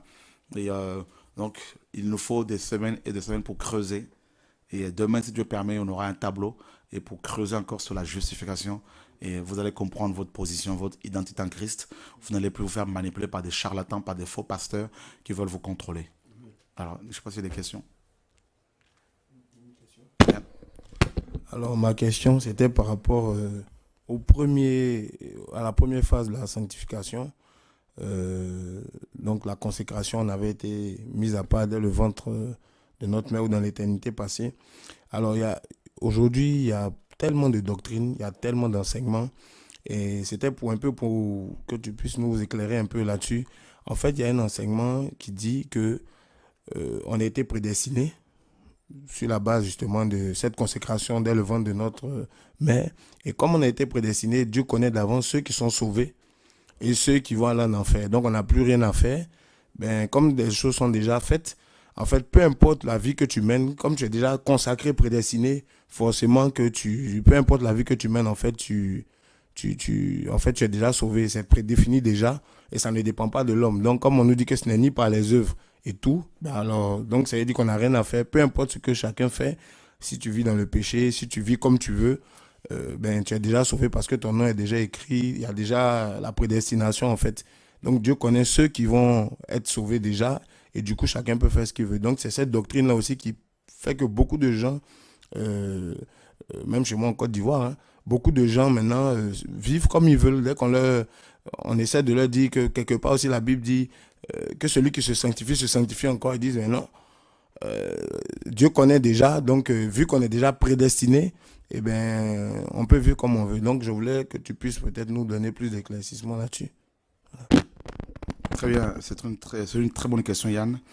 Et cette doctrine-là a pris ses racines dans l'enseignement c'est au 5e siècle, en fait. Hein, donc, avec Augustin d'Hippone, qui est considéré comme le plus grand penseur, le plus grand père de l'Église chez les catholiques. Et Augustin d'Hippone était un philosophe. Et il a développé beaucoup de théories, notamment la double prédestination. Et par la suite, Calvin, français d'origine, va être celui qui va, n'est-ce pas, développer et imposer cette doctrine dans les églises calvinistes, donc dans le protestantisme français. Et Calvin, effectivement, disait que on est sauvé une fois et sauvé toujours. Et et Dieu a prédestiné certaines personnes à la damnation et d'autres à l'acquisition du salut. Et c'est une erreur terrible, fondamentale et grave. Pourquoi? Parce que les Écritures nous disent le contraire. Calvin disait que Dieu avait destiné, comme je l'ai dit tout à l'heure, a destiné certaines personnes à la damnation, donc à la condamnation, à l'enfer. Mais ce n'est pas ce que Jésus-Christ dit. Nous sommes dans Matthieu chapitre 25, verset 41. Matthieu 25, 41. Et donc justement, on va le lire. Hein. Alors il dira aussi à ceux qui seront à sa gauche, maudits, retirez-vous de moi et allez dans le feu éternel qui a été préparé pour le diable et pour ses anges. Donc, on apprend ici que le feu éternel, le lac de feu, la seconde mort, dont il est question ici, n'a pas été préparé pour les hommes, créés à l'image de Dieu. Ce feu éternel a été préparé pour le diable et ses anges. Voilà. Donc, nous avons déjà une bonne réponse, une vraie réponse ici. Donc, nous comprenons déjà, rien qu'avec ce verset, on comprend que Dieu n'a pas destiné les hommes à l'enfer. Ça n'a jamais été son plan, parce qu'avec l'enseignement de la double prédestination, cette doctrine, on présente un Dieu méchant. Voilà. Et un autre passage, nous sommes dans 1 Timothée chapitre 4.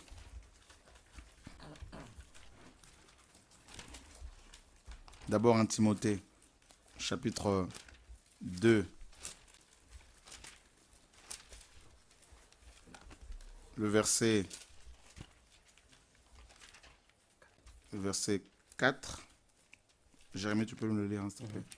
Qui dit, voilà, car cela est bon et agréable à Dieu, au verset 3, notre Sauveur, qui veut que tous les hommes soient sauvés et qu'ils viennent à la connaissance de la vérité. Ok, Dieu veut que tous les hommes, j'aime les Écritures, donc tous, c'est tous, hein, donc tout le monde. Dieu veut que tous les hommes soient sauvés. Donc nous avons un deuxième témoignage ici. Le premier témoignage que nous avons, c'est Matthieu 25, 41, donc le témoignage de Yeshua. Et le deuxième témoignage, c'est celui de Paul, qui avait l'Esprit de Dieu. Et Paul dit, Dieu veut que tous les hommes, n'est-ce pas, soient sauvés. Et deuxièmement, viennent à la connaissance de la vérité. Et dans d'autres versions, on dit parviennent à la connaissance de la vérité. Et ça, c'est mal traduit. Le mot grec ne signifie pas parvenir, c'est venir. Or, ça, je veux juste une parenthèse pour éclairer les frères, pour aider les frères. Un jour, quand on était en train de traduire, de réviser cette Bible, à l'arrivée à ce passage, le Seigneur m'a poussé à creuser dans le grec. Et il m'a enseigné quelque chose de très très fort. Dans beaucoup de versions, on dit que Dieu veut que tous les hommes soient sauvés et parviennent à la connaissance de la vérité. Et Dieu m'a dit, fils, quelqu'un qui doit parvenir à un endroit, c'est qu'il est déjà dans le chemin. C'est qu'il est déjà en train de chercher quelque chose. Ah, je ne parviens pas à atteindre Jérémie. C'est que je suis dans la démarche. D'accord ? Ah, je ne suis pas parvenu au bout de mes peines, au bout de la piste. C'est que j'étais sur la piste. D'accord ? Et cette traduction fait croire, il faut que Dieu nous ouvre les yeux pour comprendre, nous fait croire qu'en fait tous les hommes sont à la recherche de Dieu, sont sur la bonne voie. Ça ouvre la voie, n'est-ce pas, au syncrétisme, c'est-à-dire ce mélange avec toutes les religions, et également cet enseignement qui veut que tout le monde ira au paradis. Alors que le mot grec signifie venir. D'accord? Donc là, venir, quand Jérémie, s'il te plaît, viens, c'est que Jérémie ne venait pas. Viens Jérémie, c'est qu'il ne venait pas vers moi. Vous voyez là, un petit mot comme ça peut, mes amis, déformer toute une doctrine. Parce que tout le monde ne cherche pas à parvenir à la vérité. D'accord? Donc, que tout le monde vienne. Et Dieu veut que tout le monde soit sauvé et vienne à la vérité. Et dans 1 Timothée 4, 10, car c'est aussi à cause de cela que nous endurons des travaux et des opprobres, parce que nous espérons dans le Dieu vivant, qui est le sauveur de tous les hommes, mais principalement des fidèles. Dieu est le sauveur de tous les hommes. Dieu est celui qui veut sauver tous les hommes. Donc là encore, Paul parle de tous les hommes. Voyez? Et maintenant, regardez dans Romains chapitre 11, Yann. D'abord, Romains 9. Parce que cette doctrine est basée sur Romains 9, justement. Voilà. Donc, et là, Dieu va nous donner des clés qu'il m'a données, donc que je vais partager avec vous, vous qui aimez la vérité, mes amis. Il faut aussi ajouter, je voulais ajouter, parce que tu étais en train de parler, Mm-hmm. je voulais ajouter aussi le Romains 8, Mm-hmm. et pour dire que vraiment ça m'a fait du bien, parce que j'ai vu ce verset dans d'autres versions. Mm-hmm. Et Romains 8 dit dans le premier verset, il n'y a donc maintenant aucune condamnation pour ceux qui sont en Jésus-Christ. Il s'arrêtait là, Mm-hmm. dans d'autres versions. C'est ça? Et c'est ce qui fait que lorsque tu discutes avec quelqu'un, ceux qui enseignent qu'on ne perd pas le salut, ils se basaient beaucoup plus sur ce verset Parce que le verset a été coupé. Tout à fait. Et alors qu'ici, la Bible dit ici dans la BJC, il n'y a donc maintenant aucune condamnation pour ceux qui sont en Jésus-Christ, lesquels ne marchent pas selon la chair, mais selon l'esprit. Amen. Et ça, c'est bien traduit. Amen. Parce que c'est un verset qui était coupé, mais je crois que même dans le second, il y a des versions où c'est vraiment coupé. Donc, quand on partage, quelqu'un reçoit ce verset, il dit voilà comment c'est écrit. Même dans ce qu'on appelle les Nouveaux Testaments, là. Ah, carrément, là, c'est vraiment. C'est ça. C'est clair à l'intérieur. C'est ça. Et c'est, comme disait le frère, quoi. Je crois que vraiment, Dieu m'a vraiment mis à cœur de poser cette question-là. Ah, la c'est bien. sanctification. C'est bien. C'est bien. Oui, c'est vrai. C'est bien. Ça nous a aidés. Ce passage-là, et par tout ce qu'on est en train de recevoir ce soir-là, comme tu disais que c'est grand, parce qu'il y a beaucoup de questions, par exemple, dans le troisième type de sanctification. Voilà, donc beaucoup de choses que moi je souhaiterais vraiment poser, mais le temps n'est pas... Demain, on refait l'émission. Voilà. Et on aura toute la soirée. Hein. Donc on commencera demain tôt, parce qu'on a commencé tard aujourd'hui. On va commencer à 20h30 pile. Donc l'équipe technique, merci pour votre collaboration.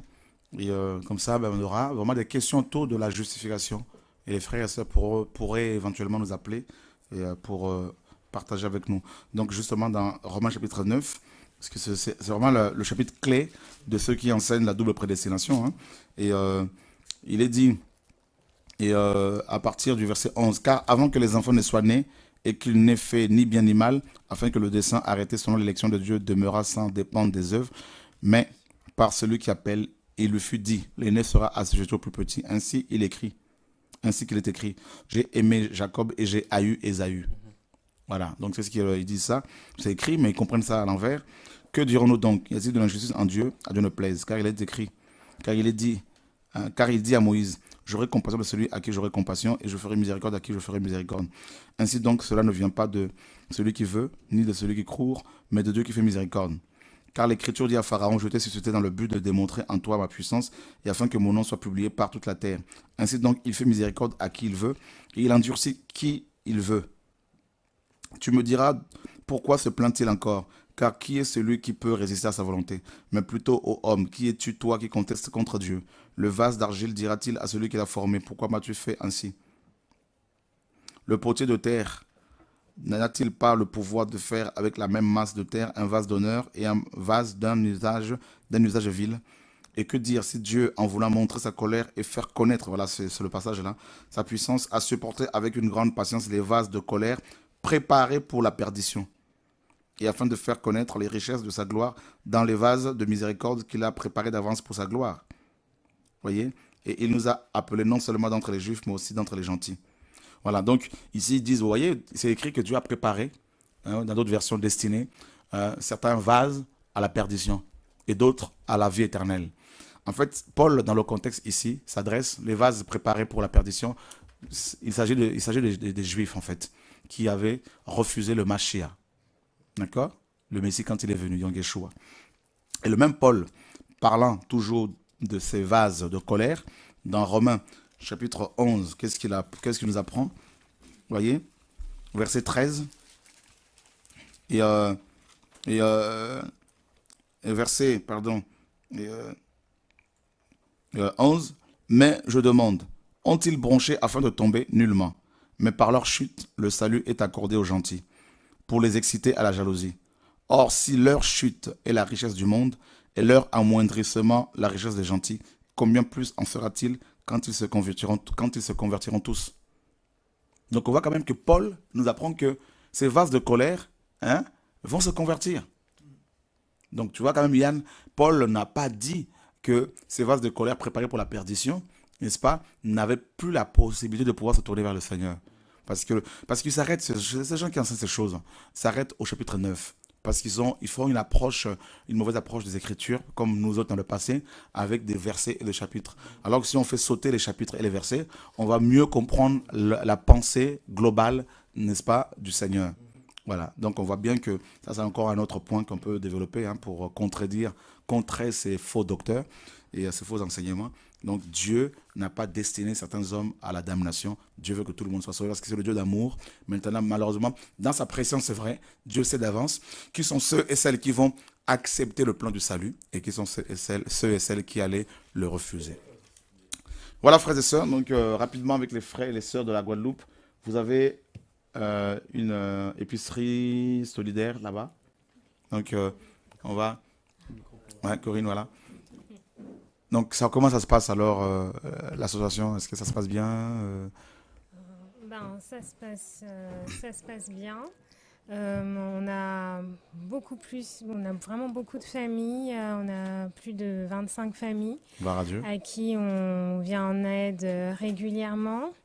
Et le Seigneur nous a fait grâce aussi parce qu'il a ouvert les portes des supermarchés. On a pu faire déjà une opération caddie. D'accord. Et on a pu récolter disons bien 10 caddies d'opérations de denrées alimentaires.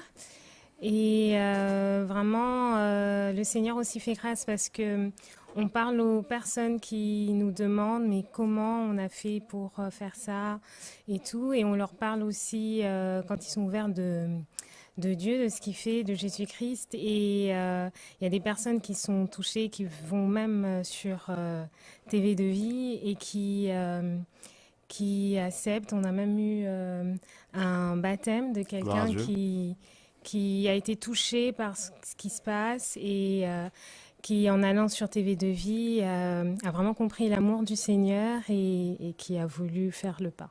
Gloire à Dieu. Voilà. Donc comment ça s'appelle l'association? C'est Solidarité de vie. Solidarité de vie. Vous avez un site internet, hein? Oui, alors... Pour ceux et celles qui sont de la Guadeloupe et qui nous suivent, voilà, pour éventuellement donc vous c'est encourager. www.solidaritédevie-association.org. De vie, donc avec le chiffre 2. Oui. Ok, donc parfait.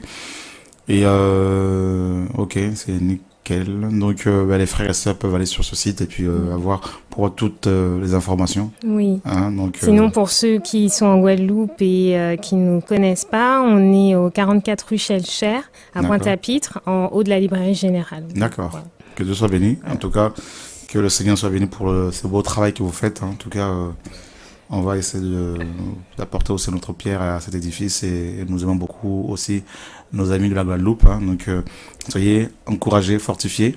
Tu voulais dire un petit mot? Oui, Ouais, c'est bon, c'est allumé. oui.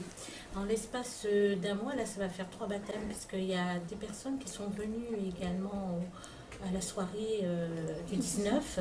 Il y a eu 2 baptêmes par rapport à l'association. Que Dieu soit béni. C'est que cette œuvre que Dieu Vous a confié. nous a confiée. Alléluia, gloire à Dieu. Amen. Voilà, frères et sœurs, donc demain 20h30 heure de Paris, nous avons promis que toute cette semaine aura le soir, hein, donc en direct sur TV de Vie, des enseignements que Dieu va nous inspirer. Donc vous pouvez nous appeler pour nous demander ce que vous voulez qu'on partage. Demain, si Dieu permet, on va continuer creuser sur la justification. Donc on va nous préparer par l'équipe technique le tableau que nous avons l'habitude d'utiliser. Et puis, Jérémy, un mot de la fin? Non, donc, voilà. Merci en tout cas pour votre soutien. Et n'oubliez pas que ce dimanche, nous avons une grande journée de réveil à partir de 14h jusqu'à ce que Dieu nous arrête. Parce que la salle est louée de 8h du matin au lendemain 8h. Donc c'est une salle, alléluia, c'est une salle de près de 2000 places. Hein, donc, là, on va adorer, on va louer, on va vraiment célébrer le Seigneur pour ses bienfaits. Donc vous êtes invités. Et il n'y aura pas l'équipe de sécurité pour vous empêcher d'entrer. On va vraiment... voilà, parce que hier, on a présenté nos excuses par rapport à ce petit ratage qu'on a connu. Et veuillez vraiment nous pardonner. Et je sais que vous êtes de Dieu et que vous nous avez pardonné. Voilà. Donc... que Dieu soit béni. Donc il n'y aura pas, quand vous allez venir, vous allez accéder rapidement, tout de suite à la salle, il n'y a pas de problème. On a dit Yeshua, donc le programme commence à 14h, comme d'habitude, on sera là plutôt pour partager, intercéder tout ça, et on est là jusqu'à ce que Dieu nous arrête. Benoît, à partir de 10h qu'on a la salle, oui, à partir de 10h, merci de me le préciser, donc jusqu'au lendemain, 8h, si je me trompe. Voilà, donc c'est bien ça. Et donc, si vous voulez continuer toujours pour adorer le Seigneur, donc on est dans la liberté. En tout cas, merci Seigneur. Hein, donc, je pense que ça va vraiment nous faire du bien. Merci à la présence de chacun. Que Dieu vous garde. En tout cas, pour la BJC, juste une information. Parce que beaucoup viennent pour nous dire, non, mais ma maman qui en veut une, tout ça. Et il nous reste très peu d'exemplaires. Nous avons à cœur, si vous voulez vous en procurer, venez sur place au 24. Hein, au 24, il y a encore quelques exemplaires. Venez à Évry au 24. Nous sommes là actuellement tous les jours à partir de 10h parce qu'il y a des enseignements de Didasco. Toute la journée, on est là jusqu'à dimanche au moins. Ou sinon, les autres semaines, c'est tous les lundis, mardis, mercredis à partir de 18h, tout ça, 30 à peu près. Et là, on vous donnera un exemple jusqu'à ce que tout soit, n'est-ce pas, liquidé. Ensuite, nous avons d'autres projets parce que à partir du 15 janvier, nous allons commander d'autres exemplaires et on vous montrera demain, si Dieu permet, avec David, d'autres formats que nous allons commander pour diffuser massivement cette parole. Et voilà, donc que le Seigneur soit béni et merci en tout cas pour vos prières. Si je ne me trompe, nous avons déjà près de 25 000 ou entre 25 et 29 000 euros pour commander d'autres Bibles. Donc vous voyez, le Seigneur vraiment ouvre des portes. Grâce à vos dons, nous arrivons à avoir toute cette facilité pour commander d'autres Bibles pour les frères et ceux qui en ont besoin. Et un frère a commencé à créer cette semaine, il va certainement la finir, l'application sur cette Bible de Yeshua. Que Dieu soit béni pour votre soutien, frères et sœurs. Les chiens aboient, la caravane passe, on avance, on ne perd pas la vision de Yeshua. Amen.